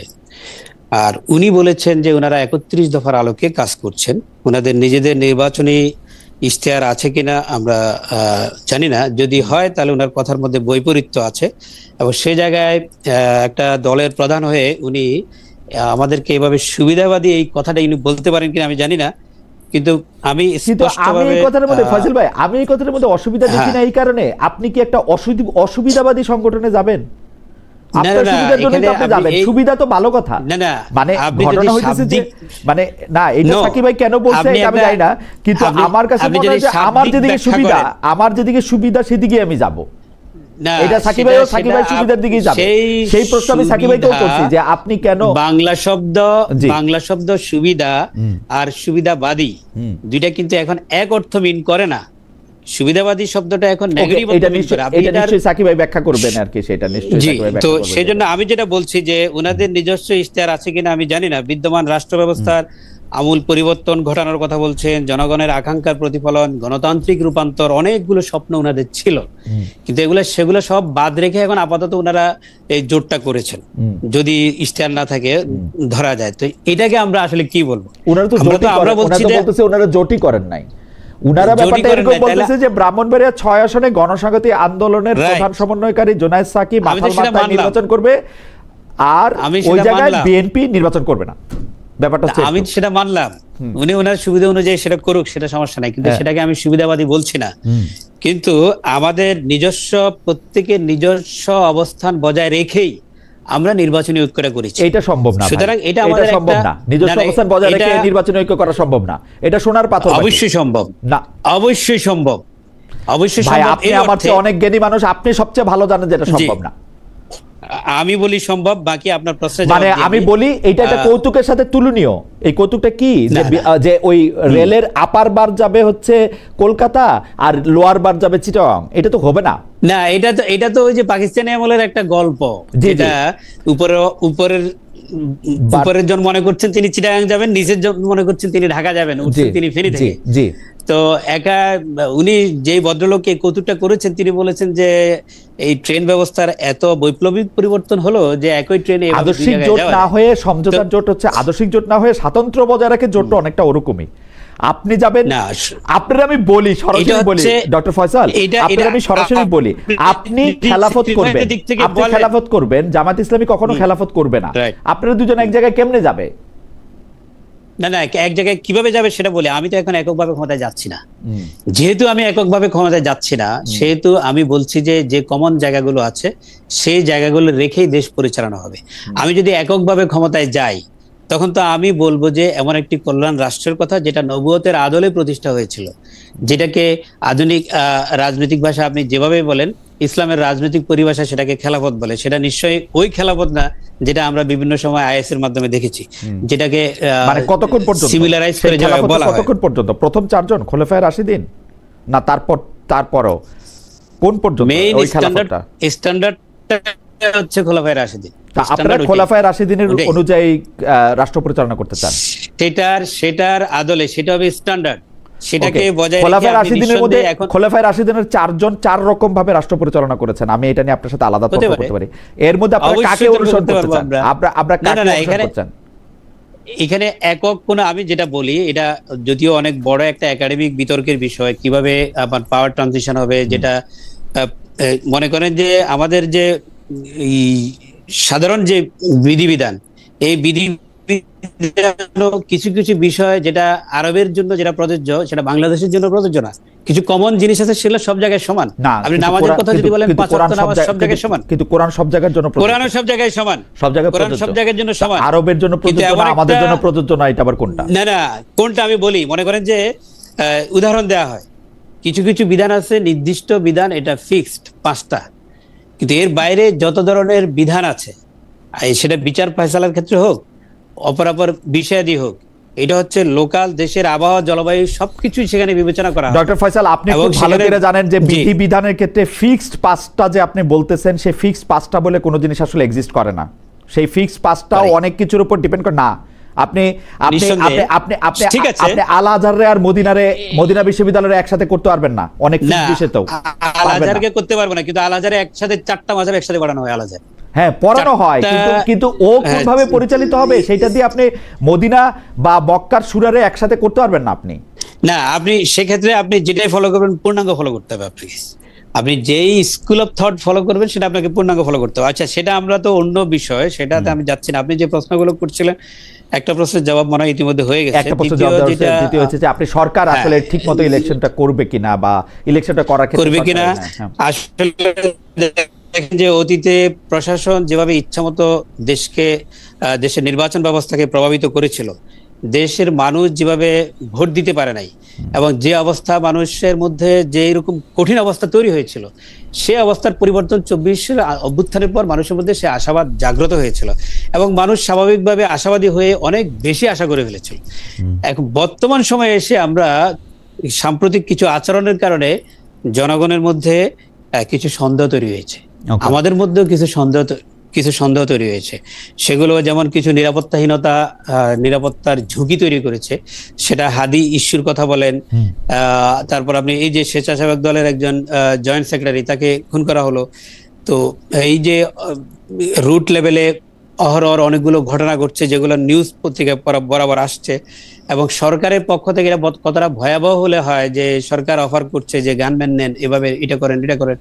তো এতে করে পরিস্থিতি বোঝা যাচ্ছে যে নিরাপত্তার যে ঝুঁকিটা তৈরি হয়েছে, এতে করে প্রথমত একটা সংশয় তৈরি হয়েছে। দ্বিতীয়ত হচ্ছে নির্বাচন কমিশনের পক্ষ থেকে যে রিটার্নিং অফিসাররা, জেলা প্রশাসকরা যেই আচরণ দেখিয়েছে এবার, আমরা খুবই আতঙ্কিত এই বিষয়টা নিয়ে। যেমন ধরেন যে যাচাই বাছাই, একই ধরনের ইস্যু, একই প্রবলেম, এক জায়গায় ছেড়ে দেওয়া হলো, অন্য জায়গায় অন্য প্রার্থীকে আটকে দেওয়া। আমার মনে হয় যে আপনি আপনার পয়েন্ট একদম পারফেক্টলি মেক করছেন। আমি একটু সাকিবের কাছে আসি। সাকিব ভাই, 2টা প্রশ্ন আপনার সম্পর্কে একটা মন্তব্য করছেন ডক্টর ফয়সাল, সেটাও নিশ্চয়ই আপনি বলবেন। 2টা প্রশ্ন তিনি তুলছেন। শেষে বলে দিই, আরেকটা কথা বলে দিই, আমার আসনে আমি ফেনী 2-তে ইলেকশন করেছি, সেখানে ফেনী 3-এ আব্দুল আওয়াল মিন্টু সাহেব সেখানে ইলেকশন বা যাচাই বাছাই পর্বের সময় উনার যখন বলা হলো যে এটা বৈধ, সাথে সাথে সবাই তার লোকরা তো তালি দিচ্ছে, সাথে সাথে ওখানে প্রশাসনের যারা ছিল, পুলিশের যারা ছিল, সবাই সমানে তালি দেওয়া শুরু করছে।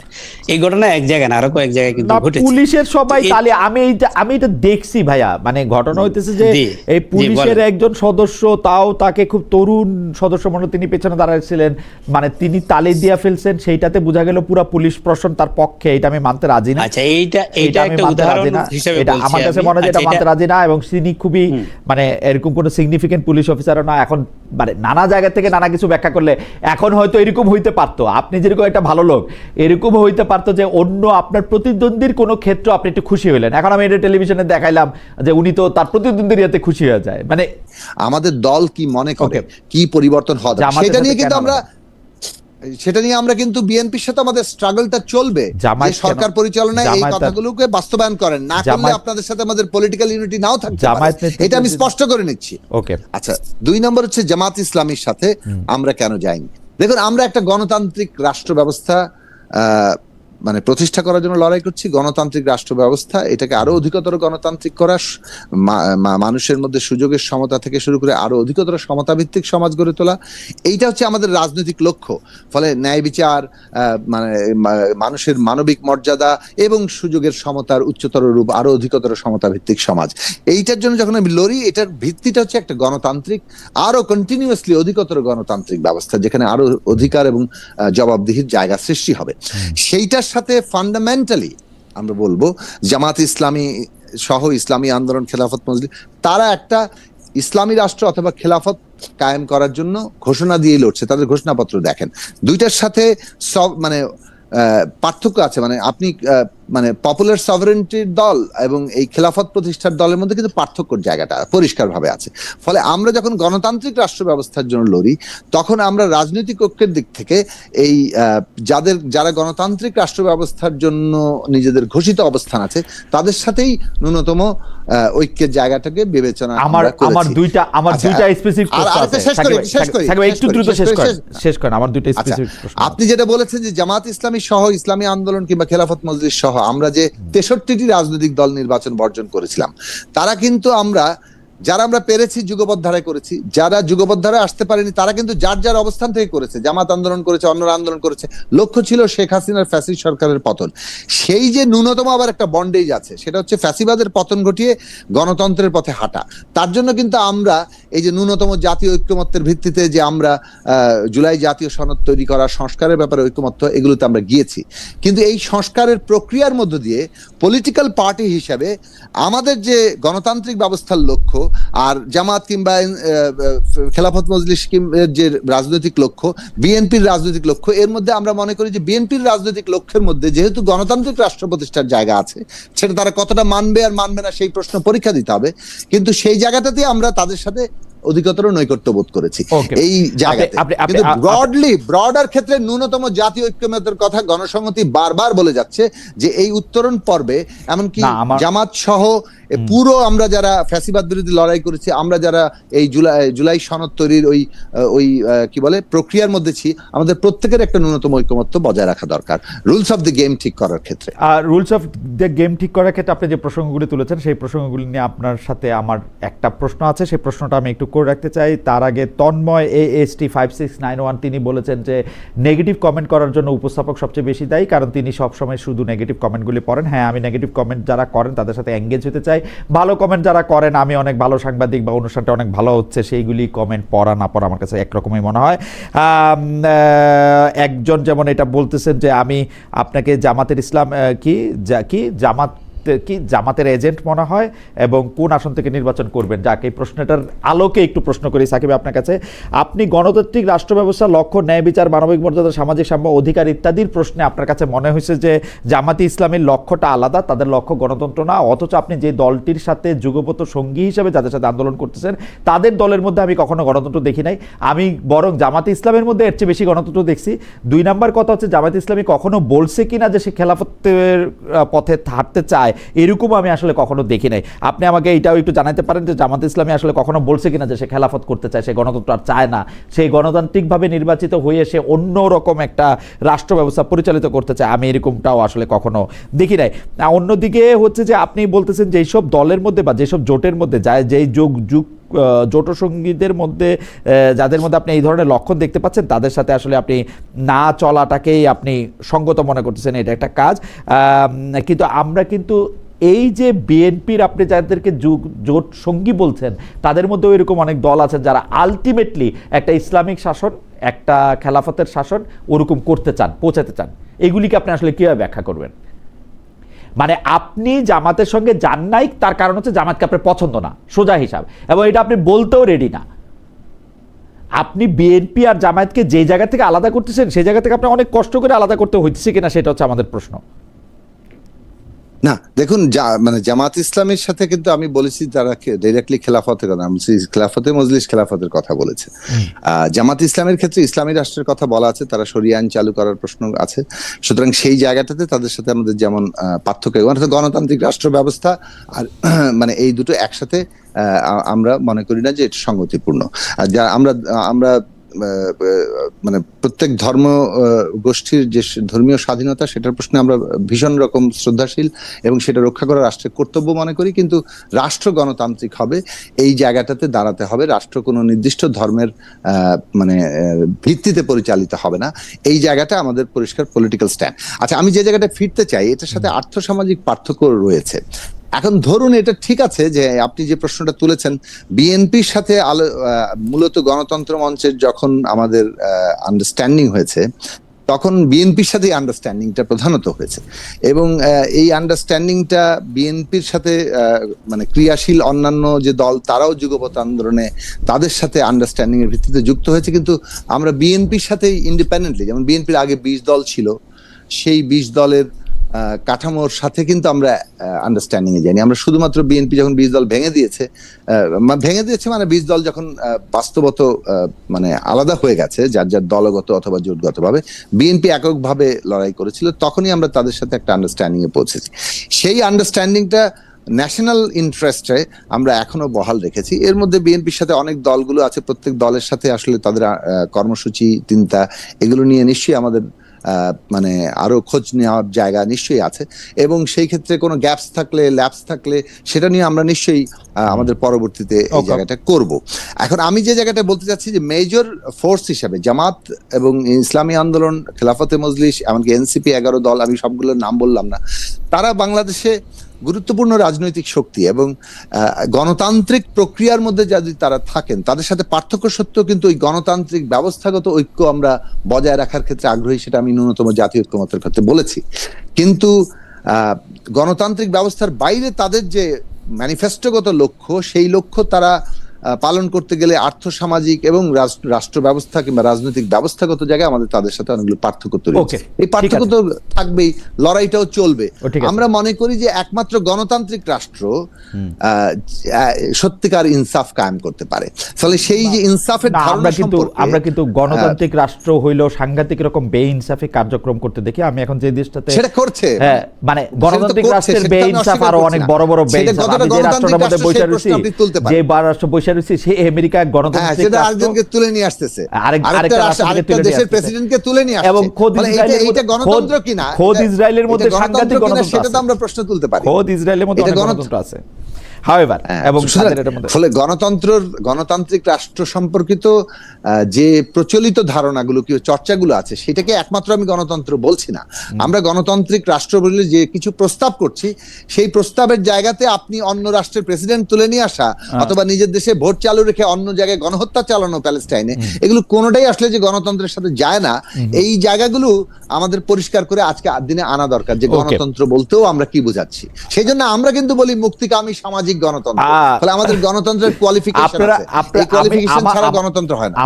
আমরা এটাও একটু পরে হয়তো আরো বেশি করে, মানে আপনার সাথে আরো আলাপে আমরা এটা বুঝতে পারবো যে আপনি যে মুক্তিকামী গণতন্ত্রের কথা বলেন, যে গণতন্ত্র মানে গণসংহতি আন্দোলনের কথা বলেন, যেটা সেইটা আসলে এই প্রচলিত রাজনৈতিক ব্যবস্থা জোটে ভোটে কিরকম করে যায়, সেটা আমরা শুনবো। আমরা একটু ডক্টর ফয়সালের কাছে আসি। ডক্টর ফয়সাল, আপনার সাথে যে বিষয় নিয়ে আমি কথাটা বলতে শুরু করছিলাম সেটা আপনি খুব সুন্দর করে বলছেন যে আমরা একটা নির্বাচনী সমঝোতার মধ্যে আছি, যে যার আদর্শের থেকে এসে যে যার জায়গায় নির্বাচন করছে। আপনি 74 আসনে নির্বাচন করছেন, জামাত ইসলামী 173 আসনে নির্বাচন করছে, এরকম নানা দল নানাভাবে নির্বাচন করছে, তারা আবার আপনাদের মধ্যে একটা সমঝোতাও আছে।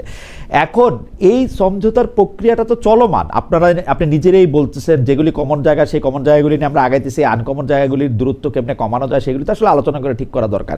আপনি যদি আমাদেরকে একটু বলেন যে নির্বাচনে এই সমঝোতাগুলির জন্য আপনাদের বৈঠক নিয়মিত হয় কিনা, নাকি এইটা এরকম যে জামায়াতে ইসলামী একদিন ঘোষণা দিয়ে দিবে যে এনসিপি তাদের সাথে চলে এসে জোট করছে, এনসিপি নেতৃবৃন্দ বলবেন আজকে শফিকুর রহমানের মুখে শুনলাম যে এনসিপি জামাত ইসলামের সাথে যোগ হয়েছে, ব্যাপারটা এরকম কিনা? দুই নম্বর হচ্ছে সাকিব ভাই কিছু জায়গায় একটু প্রশ্ন করেছে, আপনি সেই জায়গাগুলি আপনি বুঝেছেন যে অর্থনীতি পরিচালনা, রাষ্ট্র পরিচালনা কর্মকাণ্ডের ক্ষেত্রে সেগুলি যদি পরিষ্কার না হয় সেগুলি তো আসলে বড় ধরনের সমস্যারই আসলে ইঙ্গিত করে, এবং এটা আসলে গণতন্ত্রের জন্য কতটা ভালো বা খারাপ। ওটা জেন্ডার দিয়ে কি এটা আপনি আলাদা করতে পারবেন, নিরাপদ করতে পারবেন? ওকে, না না, সেটা যদি এর পরেও কেউ যদি করে সেটা তো আপনি পাহারা দিতে পারবেন না। আপনি পাহারাটা দিতে চাচ্ছেন কেন? পাহারাটা দিতে চাচ্ছেন কেন? আপনার দায়িত্ব যতটুকু পরিবেশ তৈরি করে দেয়া, সেই পরিবেশ আপনি তৈরি করে দিন। ওকে, ঠিক আছে। কেউ যদি সেটা না মানে, এটা তার ব্যক্তিগত দায়বদ্ধতার জায়গায় চলে যাবে, কারণ তার পরিবেশ ছিল, সুযোগ ছিল, সে মানে নাই, এটা তার বিষয়। আপনি সুযোগ করে দিবেন, আপনার সুযোগটা করে দিতে হবে যে এক ক্লাসের মধ্যে গেলেই তারা অবাধ মেলামেশা করবে, তাই তো? না না, আমি সুযোগ তৈরি করে দিব তারা যাতে, যারা নিজেদের মতো করে নিজের পরিবেশে সে পড়তে চায়, থাকতে চায়, তার জন্য সেই পরিবেশ তৈরি করে দেওয়া হবে। ওকে, আমার মনে যে ব্যাপারটা, আমার মনে যে এটা পরিষ্কার, আমি একটু জনাব জোনাস সাকির কাছে যাই যে সাকিব ভাই, আমি আসলে এই রকম আলোচনা ক্ষেত্রে একটু অসহায় বোধ করি, কারণ হচ্ছে কি আমি জানি না আপনি যেটা পরিষ্কার হয়েছেন বিএনপির দিক থেকে যে বিএনপির অর্থনৈতিক পলিসি কি হবে। বিএনপি একসময় আমরা বলতে শুনলাম যে 1 কোটি নতুন চাকরি তৈরি করবে। এখন এই 1 কোটি নতুন চাকরি তৈরি করতে হলে যে আপনি এগুলি অনেক দিন ধরে দেখেন, যেরকম হাইড্রোকার্বন লাগবে, যেরকম একটা ইনফ্রাস্ট্রাকচার লাগবে, যেরকম একটা বন্দর ব্যবস্থাপনা লাগবে, এইটার বাজেটের প্রশ্ন আছে, এটার অন্য জায়গা থেকে বাজেট কমানোর প্রশ্ন আছে, সেগুলির ব্যাপারে তারা এটার কোনো উত্তর দেয় না। অর্থাৎ একটা কথা বলে দেয়, আবার ধরেন এটার মধ্যে এরকম করে বললো যে সোশ্যাল সেফটি নেটের মধ্যে 1 কোটি নতুন লোককে যুক্ত করবে। তো 1 কোটি নতুন লোককে যুক্ত করে পুরনো যারা 2 কোটি 2.5 কোটি লোক এটার আওতায় আছে এদেরকে কি বাদ দিয়ে দিবে? নতুন করে নেওয়ার সময় এই বাজেটটা কোত্থেকে আসবে, এগুলি কথা কি কখনো বলে? আপনাদের কাছেও কি বলে? মানে এই অবস্থানগুলি কি পরিষ্কার করে? বৈদেশিক নীতির ক্ষেত্রে তারা কি নীতিটা আসলে নিবে, এইটা কি খালি বলে, পপুলার কিছু বলে, কথা বলে, আজকে ভারত, কালকে চীন, পরশু আমেরিকা, এগুলি কিছু পপুলার ধরনের কথাবার্তা বলে, কিন্তু আমরা তো কোনো, মানে আমি যদি সচেতনভাবে ভোট দিতে চাই বা ভোট দেওয়ার কথা কনসিডার করি, তাহলে তো আমি এর মধ্যে থেকে তো কিছু পাই না আসলে, কিছু পপুলার কথা ছাড়া। আপনি পান কিনা যদি বলেন। জি না, দেখুন খালেদ, মানে একটা জিনিসের যখন বিস্তার ঘটে, মানে সত্যিকার অর্থে, যেমন ধরুন আমরা যখন সংবিধান সংস্কার কমিশনে বসেছি অথবা এই পুরো ঐকমত্য কমিশনে বসেছি, তখন কিন্তু আমরা একটা রিয়েলি সংবিধানে কোন লাইনটা যাবে, কিভাবে যাবে, কোন ভাষায় যাবে, সেটা পর্যন্ত প্রায় ঠিক করার চেষ্টা করা হয়েছে। ফলে ওখানে অনেক অনেক বিস্তারিত কাজ করা হয়েছে, হ্যাঁ, নানান দিক থেকে। আর যখন আমরা একটা ম্যানিফেস্টো লিখি কিংবা কোনো একটা দাবিনামা কিংবা একটা প্রোগ্রাম হাজির করি, তখন আমরা মূলত পলিসি স্টেটমেন্টটা করি, সেটার আলোকে কিন্তু মানে বিস্তারটা তৈরি হয়। এখন আপনি 31 দফা যদি পড়ে দেখেন তাহলে দেখবেন যে শিক্ষা, স্বাস্থ্য, বাসস্থান, কর্মসংস্থান এবং আমাদের ভবিষ্যৎমুখী দেশের বিনিয়োগ, কৃষি শিল্পের কি ধরনের পরিবর্তন ঘটবে, এগুলো নিয়ে অনেকগুলো পলিসি স্টেটমেন্ট আছে, এবং এটা খুবই সম্ভব যে এই পলিসি স্টেটমেন্টগুলোর আন্ডারে আমরা দেশে যে কর্মসংস্থানের সত্যিকার অর্থে একটা সুযোগ তৈরি হবে, সেই জায়গাটা আমরা মানে কি বলবো যে জোর দিতে পারি, এবং সেখানেও কিছু নির্দেশনার জায়গাটা আছে।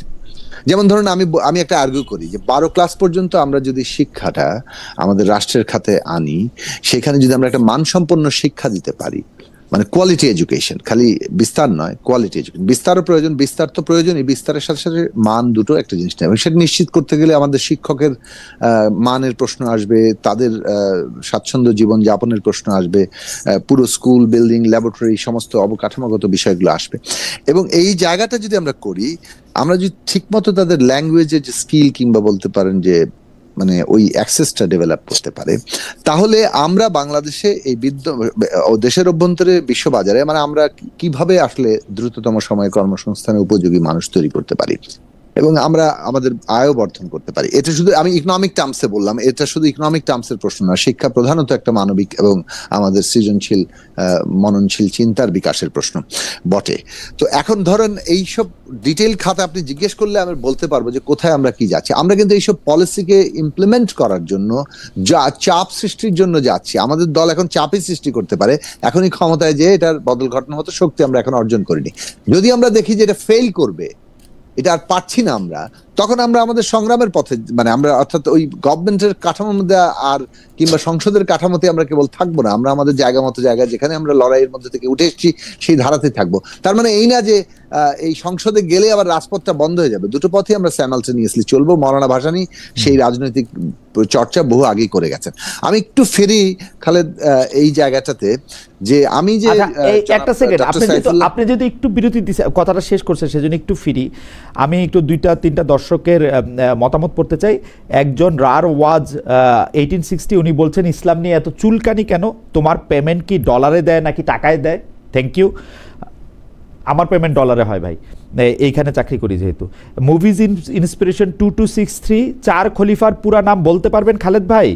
ইসলাম নিয়ে আপনার তর্ক করতে আসা ঠিক না। 4 খলিফার পুরো নাম আমি বলতে পারবো। ইসলাম নিয়ে তর্ক করা যদি ঠিক না বলেন, আমি ইসলাম নিয়ে তর্ক করতেছি না, ঠিক না বলছেন, ঠিক আছে, ভালো বলছেন। আর হচ্ছে এইটা খালি একটু পড়তে চাই যে ফেরদৌস, এই জায়গায় সাকিব ভাই যে জায়গা থেকে আটকাইছে সেই জায়গার মধ্যে থেকে আটকানো হয়েছে সেটা একটু বলি। ফেরদৌস ইসিমু @খালেদ ভাই, ধর্মভিত্তিক রাজনীতি করে এক ধর্মের আরেক লিঙ্গের মানুষকে মনোনয়ন দিয়ে জনাব ফয়সাল কিভাবে আব্রাহাম লিঙ্কনে গণতন্ত্র প্রতিষ্ঠা করবেন? হাওয়েভার, আমি এই ফয়সালাগুলি বা এই জায়গাগুলিতে যেহেতু একটা দীর্ঘ সময় আমি খুব ভালো করে খেয়াল করছি যে আওয়ামী লীগের 15 বছরে সবচেয়ে বড় যে ক্ষতিটা হয়েছে সেটা হচ্ছে প্রতিষ্ঠানগুলি ধ্বংস হয়েছে। আর 2 নম্বর যেটা ক্ষতি হয়েছে সেটা হচ্ছে একটা পার্মানেন্ট একটা উই আর দে সৃষ্টি করা হয়েছে। মানে ফয়সাল ভাই আর সাকিব ভাই কত আলাদা, বা ফয়সাল ভাই সাকিব ভাই আমি কত আলাদা, সাকিব ভাই আর আমি কত আলাদা, এইটাই যেন বারবার প্রচার করা হয়েছে, যেন লিবাসটাই এখানে সবচেয়ে বেশি গুরুত্বপূর্ণ, যেখানে আমি কিভাবে কোন জায়গা থেকে পড়ালেখা করলাম সেইটাই বেশি গুরুত্বপূর্ণ, এইটা করে এক ধরনের আদার করে রাখা হয়েছে।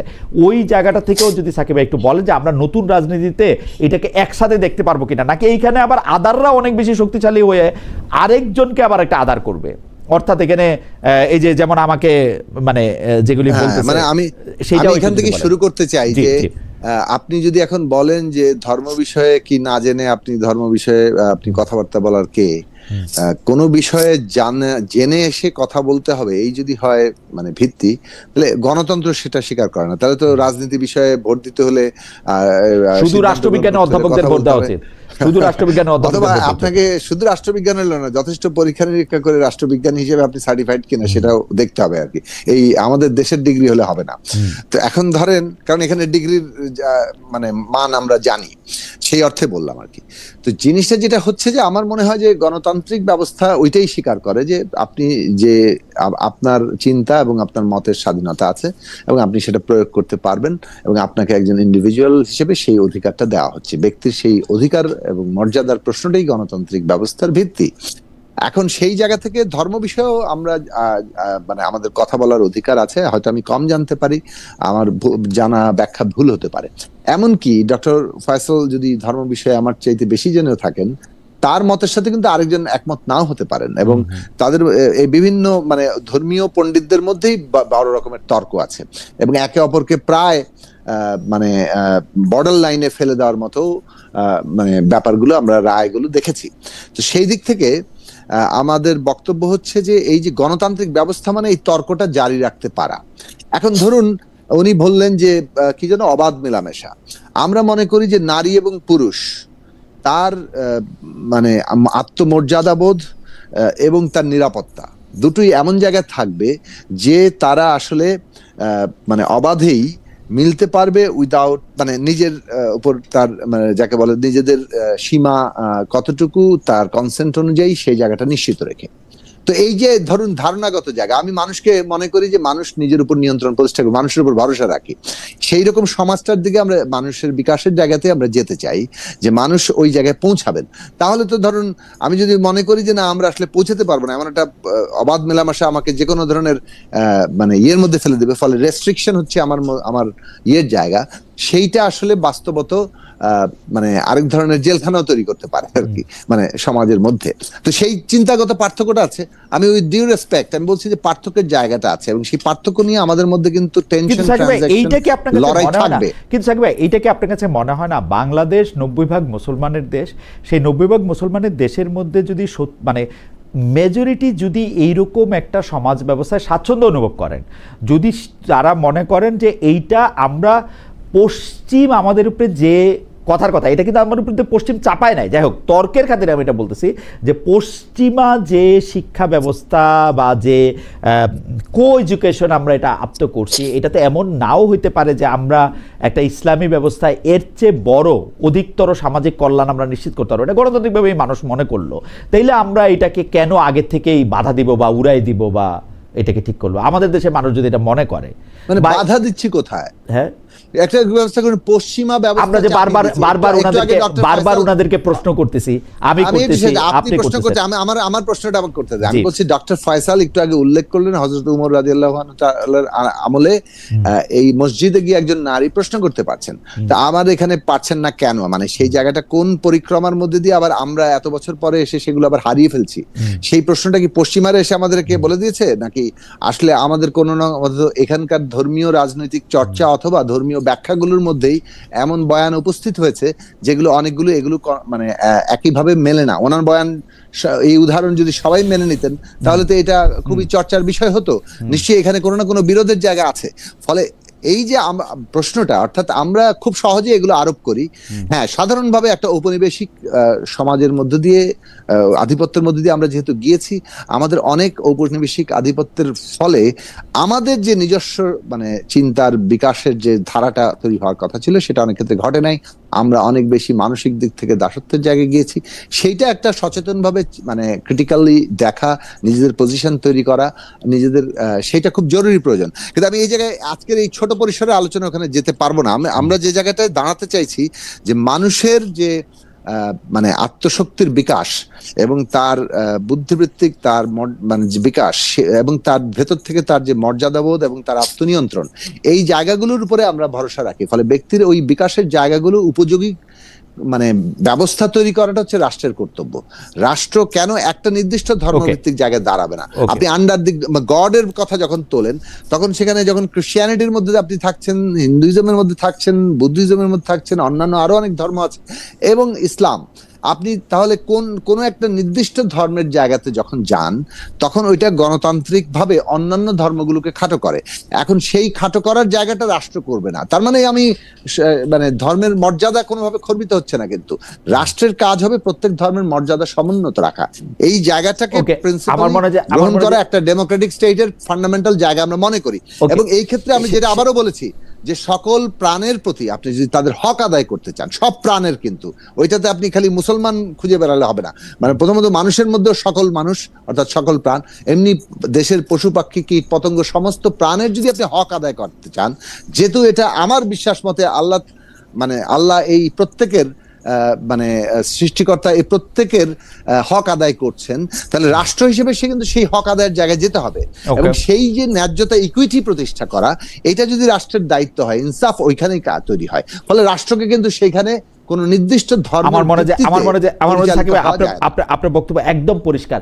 আমরা একটু দ্রুত সাকিবের বক্তব্যের প্রেক্ষিতে একটু ডক্টর ফয়সালকে জেনে ওটা ব্যক্তির উপরে উনি এটা ছাড়তে বলছেন। আমি 1 মিনিট একটু সময় দিতে প্লিজ, 30 সেকেন্ড। G 30 second. আমি ডক্টর ফয়সালের একটা কথা বিষয়ে যেটা আমি বলেছিলাম, আমার মনে হয় যে উনি মনে হয় পরিষ্কার হয়নি, আমি পরিষ্কারটা করি। আমি মনে করি যে 11 জোটের যদি একটা কমন রাজনৈতিক অর্থনৈতিক বক্তব্য থাকে, ওই আমাদের জাতীয় সনদে আমরা সবাই একমত হয়েছি, ওটা তো গেছে, ওটা তো আছেই, কমন একটা রাজনৈতিক অর্থনৈতিক কর্মসূচি থাকে, তাহলে তাদেরটা মনে হবে যে হ্যাঁ এই জোটটা, এই নির্বাচনটা একটা রাজনীতির ভিত্তিতে পরিচালিত করছে। না হলে কিন্তু ওই পুরনো বক্তব্যে স্ট্যান্ড করতে হবে কেবলমাত্র নিছক সুবিধার ভিত্তিতে তারা। এটা মনে আপনি আগেও বলছেন, এটা মনে আপনি আগেও বলছেন। আমি কিন্তু ওনার বক্তব্য এটা পরিষ্কার হয় না। আমি ডক্টর ফয়সালকে একটু আহ্বান জানাবো যে সাকিবের আগের বক্তব্যটুকু জায়গা থেকে হচ্ছে রাষ্ট্র এবং ধর্মের সাথে রাষ্ট্রের সম্পর্ক, ব্যক্তির সম্পর্ক ক্ষেত্রে উনি যে মন্তব্য করেছেন সেই মন্তব্যের প্রেক্ষিতে আপনার মন্তব্য, এবং প্লাস অর্থনৈতিকভাবে জোটবদ্ধ জায়গার থেকে সেটা একটা বলাটা, ওইটা যদি একটু দুইটাই একটু বলেন উনি। আচ্ছা, প্রথম কথা হচ্ছে সাধারণ যে কোনো ধর্মের সাথে মিলিয়ে এটাকে গুলিয়ে ফেলা হচ্ছে। আর রাষ্ট্রের কোনো ধর্ম নাই এরকম কোনো কথা বলা হচ্ছে। আমরা তো এটা শাসন পদ্ধতির কথা বলছি। আমাদের যে শাসন পদ্ধতিটা আল্লাহর পক্ষ থেকে দেয়া এবং আল্লাহর রসুলের মাধ্যমে যে শাসন পদ্ধতি পৃথিবীতে এসছে, এবং এই শাসন পদ্ধতি কোনো গল্পের কোনো কথা নয়। পৃথিবীতে এটি লম্বা একটি সময় ধরে 30 বছর ধরে এটা পরীক্ষা নিরীক্ষা করে পৃথিবীতে দেখানো হয়েছে। এবং তখন আমেরিকা নামক মহাদেশ আবিষ্কারে হয়নি, প্রায় অর্ধেকের মতো দুনিয়ায় এই রাষ্ট্র ব্যবস্থা, শাসন ব্যবস্থা পরীক্ষা হয়ে দেখা গেছে। যেটা দেখা গেছে সেই শাসন পদ্ধতিটা এমন ছিল যে মানুষের মধ্যে কোনো অভাব ছিল না, এবং একটা পর্যায়ে এমন ছিল যে আমরা যে জাকাতের কথা বলি এটা হচ্ছে বন্টনের থার্ড একটা স্টেজ।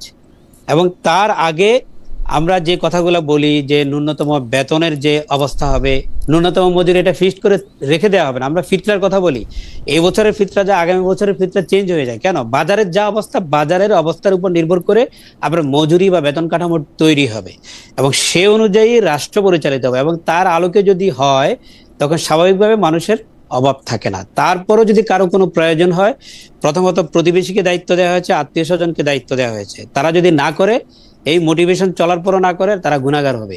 এরপরে যদি সেটা সমাধান না হয়, রাষ্ট্র সেখানে ব্যবস্থা নেবে। রাষ্ট্র কিভাবে ব্যবস্থা নেবে? তখন জাকাত ফান্ডের কথাটা আসবে। কিন্তু আমাদের ইতিহাসের সাক্ষ্য হচ্ছে জাকাত ইউজ করা একটা পর্যায়ে লাগে নাই। কারণ আপনি যখন সাম্যটা প্রতিষ্ঠা করবেন, আপনি যখন দুর্নীতি বন্ধ করে দিবেন, অপচয়ের রাস্তাগুলো যখন বন্ধ করে দিবেন, সাধারণ মানুষের জীবনমান এবং রাষ্ট্রপ্রধানের জীবনমান যখন কাছাকাছি হবে, তখন দেখা যাবে যে হ্যাঁ, বাস্তবিক অর্থে একটা সাম্য প্রতিষ্ঠা হয়েছে। এবং এই সাম্য প্রতিষ্ঠার ফলে যেটা হয়েছে, একেবারে অর্ধ দুনিয়ার কথাই তো বলছি, একেবারে এশিয়ার বড় অংশটা এবং ইউরোপেরও বড় একটি অংশতে তখন এটি প্রতিষ্ঠিত হয়েছিল। তো এখন সেই যে আফ্রিকার একটা জায়গায় প্রতিষ্ঠিত হয়েছিল, এবং সেই জায়গাগুলোতে দেখা গেছে যে ইতিহাসে এটা কোট করা আছে, এবং আমাদের ইসলামের যে ইতিহাস গ্রন্থ আছে সেখানে ওটা লিপিবদ্ধ করা আছে। দালিলিক সেটা হচ্ছে যে জাকাত, দেখা যাচ্ছে যে মিশরের গভর্নর জাকাতের মাল মদিনায় পাঠিয়েছেন, মদিনার খলিফা আবার মিশরে পাঠিয়ে দিলেন, বললেন মিশরের প্রত্যেকটা মানুষের প্রয়োজন পূরণ করার পর যদি থাকে তাহলে মদিনায় পাঠাবা। এখন সে বললো যে কসম করে বলি, আমি রাত্রে দিনে অলিতে গলিতে আমি ঘুরেছি, আমার লোকরা ঘুরেছে, আমরা খুঁজে পাইনি একটা মানুষ যার জাকাতের দরকার, এই জন্য এটা মদিনায় পাঠিয়ে দিলাম। একই অবস্থায় সিরিয়া বলেন, প্রত্যেকটা রাজ্য থেকে আসছে। এবং মদিনায় এই মালগুলো জমা হতে হতে একটা পর্যায়ে এমন হয়েছে মাল নষ্ট হয়ে যাচ্ছে, সোনা রূপা আটা ময়দা খেজুর সবই ছিল। ঘোষণা করে দেওয়া হলো এটা এগুলো জাকাতের মাল, আগামী 1 মাস গোডাউন বাইতুল মাল সব দরজা খোলা থাকবে, কাউকে বাধা দেওয়া হবে না, যার প্রয়োজন নিয়ে যাওয়া। এবং সেখানে কেউ আসে নাই, তো চুরি তো পরের কথা, প্রয়োজন কেউ আসে নাই।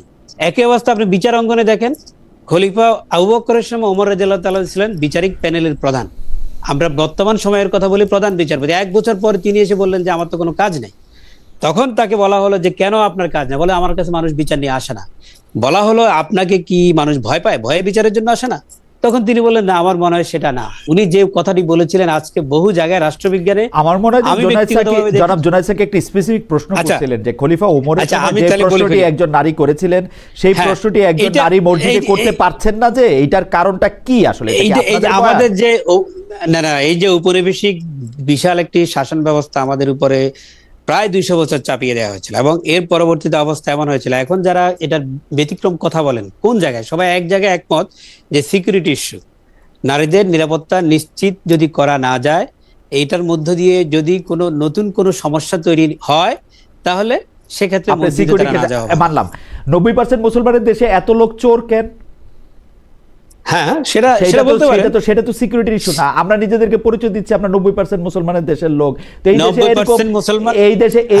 এই দেশে চুরি, বাটপারি, ডাকাতি, দুর্নীতি এত সবই তো চলছে। আমাদের যত আল্লাহর আইন তো আছে, এখানে তো আল্লাহর আইন আছে। যে কয়টা, মানে যতক্ষণ না পর্যন্ত ডক্টর ফয়সাল রাষ্ট্র ক্ষমতায় না আসতেছে ততক্ষণ পর্যন্ত আল্লাহর আইন মানা যাবে না। আমি সে কথা বলি নাই। যে কয়টা দল বা রাজনৈতিক পদ্ধতিতে দেশ শাসিত হয়েছে সবাই তো মুসলমানই ছিল, সবাই তো মুসলমান ছিল, কিন্তু ব্যক্তিগত জীবনে আলাদা অপরাধী, সেই মুসলমান তো আলাদা অপরাধী। আল্লাহর আইন যেখানে আছে, আমি এখানে মুসলমান বলে নিজের পরিচয় দিচ্ছি, তারপরে কি আমি চুরিটা করতেছি কেমনে? তারপর আমি চুরিটা কেমনে করতেছি? কার্যকর না তো, কোথায় কার্যকর না তো? রাষ্ট্রীয় আইন তো কার্যকর হওয়ার দরকার নাই, রাষ্ট্রীয় আইন তো কার্যকর হওয়ার দরকার নাই, আল্লাহর আইন তো কার্যকর, অবশ্যই দরকার আছে। আল্লাহর আইন তো কার্যকর কেন না না কার্যকর হচ্ছে না তো পুরো। আল্লাহর আইন তো প্রাকৃতিক জগতে কার্যকর, কিন্তু আমাদের সামাজিক জীবনে কার্যকর। আমি তো এই জীবনে দেখি নাই আমার কোন বন্ধু রোজা রাখা কোত করে অন্ধকারে গিয়ে পানি খাইছে যেখানে কেউ দেখবে না। না সেটা তার পুলিশ লাগে না, হয়তো তার পুলিশ লাগে না। তো আল্লাহ তো চুরি করতে মানা করছে, আল্লাহ তো চুরি করতে মানা করছে, চুরি করে কেন? হ্যাঁ, এই যে চাইনিজদের প্রশ্ন, তার চাইনিজদের প্রশ্ন, তোমার দেশের লোকেরা আসে এখানে হালাল খাবার খুঁজে, না ঘুষটা এই যে হালাল খাবার খুঁজে ঘুষ কেন খাচ্ছে? আমাদেরও তো একই কথা। যেখানে আপনার কারাগারে যাবে, কারাগারে চোর হয়ে ঢুকে ডাকাত হয়ে বের হয়, কিন্তু আমাদের কনসেপ্ট কি? চোর হয়ে ঢুকবে, সে একজন আল্লাহর ওলি হয়ে বের হয়। সেটা তো আপনি রাষ্ট্রের উপরে চাপাচ্ছেন জিনিসটা, সেটা তো আপনি রাষ্ট্রের উপরে চাপাচ্ছেন, রাষ্ট্রের উপরে চাপাচ্ছেন। একটা রাষ্ট্র তো ঘরে ঘরে নিয়ে পুলিশ লাগাইতে পারবে না, রোজার সময় পানি লাগাইতে পারবে না, কিন্তু আরেকদিন টক শো আয়োজন করেন। এর কেন বলছি? আমার শিক্ষায় তার প্রতিফলন থাকবে ভাই, রিফ্লেকশন থাকবে। শিক্ষা এমন ভাবে থাকবে, যেই মোটিভেশনটা তার মধ্যে এমন ভাবে হবে, সে বুঝে ওঠার আগেই সে নিজের মধ্যে পরিবর্তনটা অনুভব করবে। এবং সে আসলে ঘুষ খাইতে সময় বাংলাদেশে অসম্ভব সাম্য দেখছি, সেটা ঢাকা ইউনিভার্সিটির ছেলেরাও খাইছে, বড় কম্মি মাদ্রাসার লোকরাও খাইছে, অসাধারণ সাম্য। তার মধ্যে সে আল্লাহর ভয় যদি অর্জিত না হয়, তো একই তো এই দুই জায়গায় শিক্ষা পায়ও তো লাভ হয় না। না লাভ অবশ্যই কিছু না কিছু পরিবর্তন আছে। আপনি যদি পরিসংখ্যান খুঁজেন, সেই পরিসংখ্যানে আপনি এখানে 1 লক্ষে একজন পান, সেটা উদাহরণ হিসেবে যদি, কারণ 1 লক্ষে চাকরি করে 100 জন, এই জন্য একজন পাই। ওই ঢাকা ইউনিভার্সিটি থেকে 1 লক্ষে 100 জন চাকরি করে 300 জনের পাই, একই হিসাব। সেটা হতে পারে পার্সেন্টেজ। না আমি আসলে এই তর্কের মধ্যে যাচ্ছি না, আমি তর্কের মধ্যে যাচ্ছি না। আপনিও খুব ভালো করে জানেন যে একজন মৌলভী, একজন মাওলানা আরেকজন মাওলানাকে কি ভাষায় আক্রমণ করেন, এটা তাকে শিখাইছে কোন ইয়াতে, কোন কিতাবে আছে? কোন কিতাবে আছে? যারা করেন এটা না কোথাও নাই। সে তো সবচেয়ে বেশি সম্মানিত লোক, সে আইসা আমার অনুষ্ঠানে আইসা আমাকে ধমকায়, কিসের জন্য জানি ধমকায়। এটা করতে পারেন। আরেকজনের কাফির বলে আবার আইসা আমারে ধমকায়। এইটা যদি ইসলাম থাকতো, এখানে যদি কার্যকর থাকতো, কাফের যে বলছে তাকে আগে ধরা হইতো। তো কার্যকর না থাকলে ধরেন, তো আপনারা 5 জন বলেন যে কাফের বলছে। এটা তো আমি তো আইন নিজের হাতে তুলতে পারি না, এটা তো আমি তো নিজের হাতে আইন তুলে নিতে পারি না। এই জন্যই রাষ্ট্রীয় পর্যায়ে এই মোটিভেশনগুলো দরকার, এই মোটিভেশন এবং এটার জন্য দরকার। যাই হোক, আপনি যদি ইয়াটা শেষ করেন তাহলে, মানে আজকের আমি একটু অনেকক্ষণ ধরে খালেদ, আচ্ছা সাকিব ভাই আরেকটা জিনিস যা বলতেছে, তাহলে ডক্টর তাহলে ফয়সাল ভাই ফিনিশিং দেখ। জি সাকিব ভাই বলেন, 1 মিনিটে বলেন সাকিব ভাই। অনেকে বলতেছেন যে আপনি অনেক তর্ক করেছেন, আমাকে একটু 2 মিনিট বলতে হবে। 1 নম্বর কথা হচ্ছে যে একজন দর্শক বলেছেন যে আমি একা দাঁড়ালে ভোটের কি হতো। এই প্রশ্নটা দীর্ঘদিন ধরে আমাদের করা হয়, আমাদের অনেক প্রার্থীরা একা দাঁড়িয়েছেন, আমরা চেষ্টা করব। কিন্তু যেটা হচ্ছে যে দেখুন, জনগণের স্বার্থে আমরা যখন কাজ করি, জনগণের স্বার্থগুলো নিয়ে আন্দোলন করি, সেই আন্দোলন সফল না হওয়াটা এটা আমাদের একটা একান্ত মানে ব্যর্থতা হিসেবে দেখার কিছু নাই, কিন্তু বরং এটা এই যে ব্যর্থ হওয়া হচ্ছে, এটা আমাদের সামষ্টিক পরাজয় হয়ে যাচ্ছে। কারণ আমরা একটা ন্যায়ের কথা সফল হতে পারছি না, এইটা নিয়ে বড়াই করার কিছু নাই, কিন্তু এই জায়গাটা মনে রাখা দরকার। এর মধ্যে দিয়ে আমাদের যে একটা অন্তর্লীন ভাবে আমরা যে অন্যায়, দুর্নীতি, স্বৈরাচার এগুলোকে প্রশ্রয় দেই, এগুলোরই মানে বিজয় গাথা গিয়ে যাই। টাকার দৌরাত্ম্য, মাস্তানির দৌরাত্ম্য, হ্যাঁ, ভোটের উপর নিজের নিয়ন্ত্রণ, এই জিনিসগুলো যে আমরা খেলাটা আগে থেকেই নিজের ফেভারে নিয়ে তারপর খেলতে থাকা, এগুলোকেই গুণকীর্তন করি, কিন্তু সেটা আমাদের প্রত্যেকেরই খেয়াল রাখা দরকার। দ্বিতীয় জায়গাটা আমি বলি, বাংলাদেশে এখন প্রধান সমস্যার জায়গা দাঁড়াচ্ছে আমাদের শিশুদের বিকাশ আমরা কিভাবে করতে পারবো, তাদের জন্য কি শিক্ষার ব্যবস্থা আমরা করতে পারবো, তাদের ইউনিভার্সাল হেলথ কেয়ারের কি ব্যবস্থা করতে পারবো, তাদের বাসস্থান সত্যিকার অর্থে আমাদের প্রত্যেক শিশুর থাকবে কিনা সেটা কি করতে পারবো, যাতায়াত আমাদের নিম্ন আয়ের মানুষের জন্য আমরা স্বল্প দামে এবং তাদের অ্যাফোর্ডেবল, তাদের জন্য তাদের আয়ের মধ্যে সক্ষম তারা সেই রকম যাতায়াত ব্যবস্থা আমরা তৈরি করতে পারছি কিনা, আমরা এখানে কর্মসংস্থান সত্যিকার অর্থে তৈরি করতে পারছি কিনা, বাংলাদেশের বিনিয়োগ এবং শিল্প ডাইভার্সিফাই করতে পারছি কিনা, দুনিয়ার সাথে এমন ভাবে বাণিজ্য সম্পর্কের জায়গায় যাওয়া যাতে করে আমরা নিজের পায়ে দাঁড়িয়ে দুনিয়ার সাথে যুক্ত হই, সেই জায়গায় তৈরি করতে পারছি কিনা। আমাদের দেশের প্রত্যেকের, তার পরিচয় যাই হোক না কেন, ধর্ম, জাতি, লিঙ্গীয় পরিচয়, তাদের নিরাপত্তা এবং মর্যাদা নিশ্চিত করে, এইগুলো আমাদের এজেন্ডা। আমরা যে জায়গাতে আসছি মানুষের সেই জায়গায় কেন্দ্রীভূত রাজনীতিটা দরকার। এইটা যদি আমরা করি তাহলে আমাদের দেশের পলিটিক্সটা এগোবে। না হলে যে ধরনের বাইনারি বিভাজন মধ্যে আমরা আগে কাজ করেছি, এখনো মনে হচ্ছে যে সেই ধারাটাই আমাদেরকে তৈরি করার বাইনারি বিভাজনের কথা বলে আর অনুষ্ঠান ভেনেজুয়েলার কথা স্মরণ করে দিতে চাই। একটা অভ্যন্তরীণ ভাবে বিভাজিত দেশ বিদেশি আক্রমণের জন্য উপযোগী থাকে।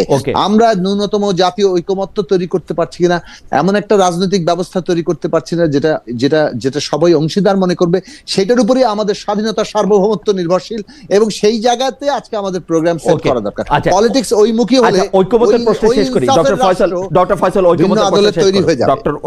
ফয়সাল ঐকমত্যের প্রশ্নই শেষ করুক। ডক্টর ফয়সাল, যেহেতু আমি ঐকমত্যের প্রশ্নই শেষ করছি, আমি শুধু একজন দর্শক, উনি অনেক কষ্ট করে অনেকবার এই মন্তব্য পাঠিয়েছেন বলে আমি দেখতে পাচ্ছি। আব্দুল্লাহ মুবিন 4857 উনি বলেছেন খালেদ আজকে আবালের মতো প্রশ্ন করেছেন। আচ্ছা, থ্যাংক ইউ। জি ডক্টর ফয়সাল বলেন আপনি। যাক, আমাদের সংযত মন্তব্য করা উচিত। এমনিতেই মনে করেন বলা হচ্ছে যে আওয়ামী লীগ নাই বা অনেকে নাই, ইনক্লুসিভ হবে না ইলেকশন, এরকম বহু কথা বলা হচ্ছে। এই জন্য আমরা যেই রাজনৈতিক দলগুলো এই মুহূর্তে নির্বাচনী মাঠে আছে প্রত্যেকের এই ব্যাপারে সতর্ক থাকা উচিত আমাদের পারস্পরিক আচরণে। দ্বিতীয় হচ্ছে সরকার, নির্বাচন কমিশন এবং প্রশাসন, তারা যদি এটা ঠিক মতো ট্যাকেল করতে না পারে তাহলে কিন্তু যে ইনক্লুসিভ হবে না যেটা বলা হচ্ছে, এটা পরবর্তীতে এমন একটা পর্যায়ে গিয়ে ঠেকবে, এটা কিন্তু সামাল দেওয়া কঠিন হয়ে যাবে। এই জন্য আমরা সবাইকে আহ্বান জানাচ্ছি, সরকারকে বিশেষ করে এবং নির্বাচন কমিশন প্রশাসনকে দায়িত্বশীল আচরণ করার জন্য। আর আমরা নিজেরাও যাতে ঐক্যবদ্ধভাবে এখানে কোনো নতুন করে বিতর্ক তৈরি না করে নির্বাচনটাকে সুষ্ঠু করার, নির্বাচনের পরিবেশের জন্য যে একটা মনিটরিং কমিটি করা দরকার রাজনৈতিক দলগুলো সহ সরকার, নির্বাচন কমিশন। এতদিন ধরে 6 মাস বললাম, এই গভর্নমেন্ট সেটা করলো না, এর পরিণতি কিন্তু আমরা ভোগ করব। আমি ওনার সাথে একমত হয়ে বলছি যে একটা ইলেকট্রাল এই উত্তরণ পর্বটা আমাদের জন্য ভবিষ্যতের জন্য অত্যন্ত জরুরি। সেই জায়গাটা আজকে সকলেরই খেয়াল রাখা দরকার। Thank you so much. আমরা ডক্টর ফয়সাল এবং ডক্টর মোস্তাফিজুর রহমান ফয়সাল এবং জনাব জোনায়েদ সাকি, আপনাদের দুইজনকেই অনেক ধন্যবাদ দিতে চাই। অনেকগুলি বিষয় নিয়ে আপনারা খোলামেলা আলোচনা করেছেন, অনেক বেশি ধৈর্যের পরিচয় দিয়েছেন। আমার যাই হোক, আমি শব্দটা না বললাম, আমার অনেক বোকা বোকা প্রশ্নেরও আপনারা মানে যেটাকে বলে হচ্ছে যে উত্তর দিতে চেষ্টা করেছেন আপনাদের জায়গা থেকে, সেজন্য আমরা সবাই এটাতে ঋদ্ধ হয়েছি, শিক্ষিত হয়েছি। আপনাদের সবাইকে, দুইজনকে অনেক ধন্যবাদ দিয়ে, এবং দর্শক আপনাদেরও ধৈর্যের জন্য অনেক ধন্যবাদ জানিয়ে, সঙ্গে থাকার জন্য শুভেচ্ছা এবং কৃতজ্ঞতা জানিয়ে আজকে শেষ করছি।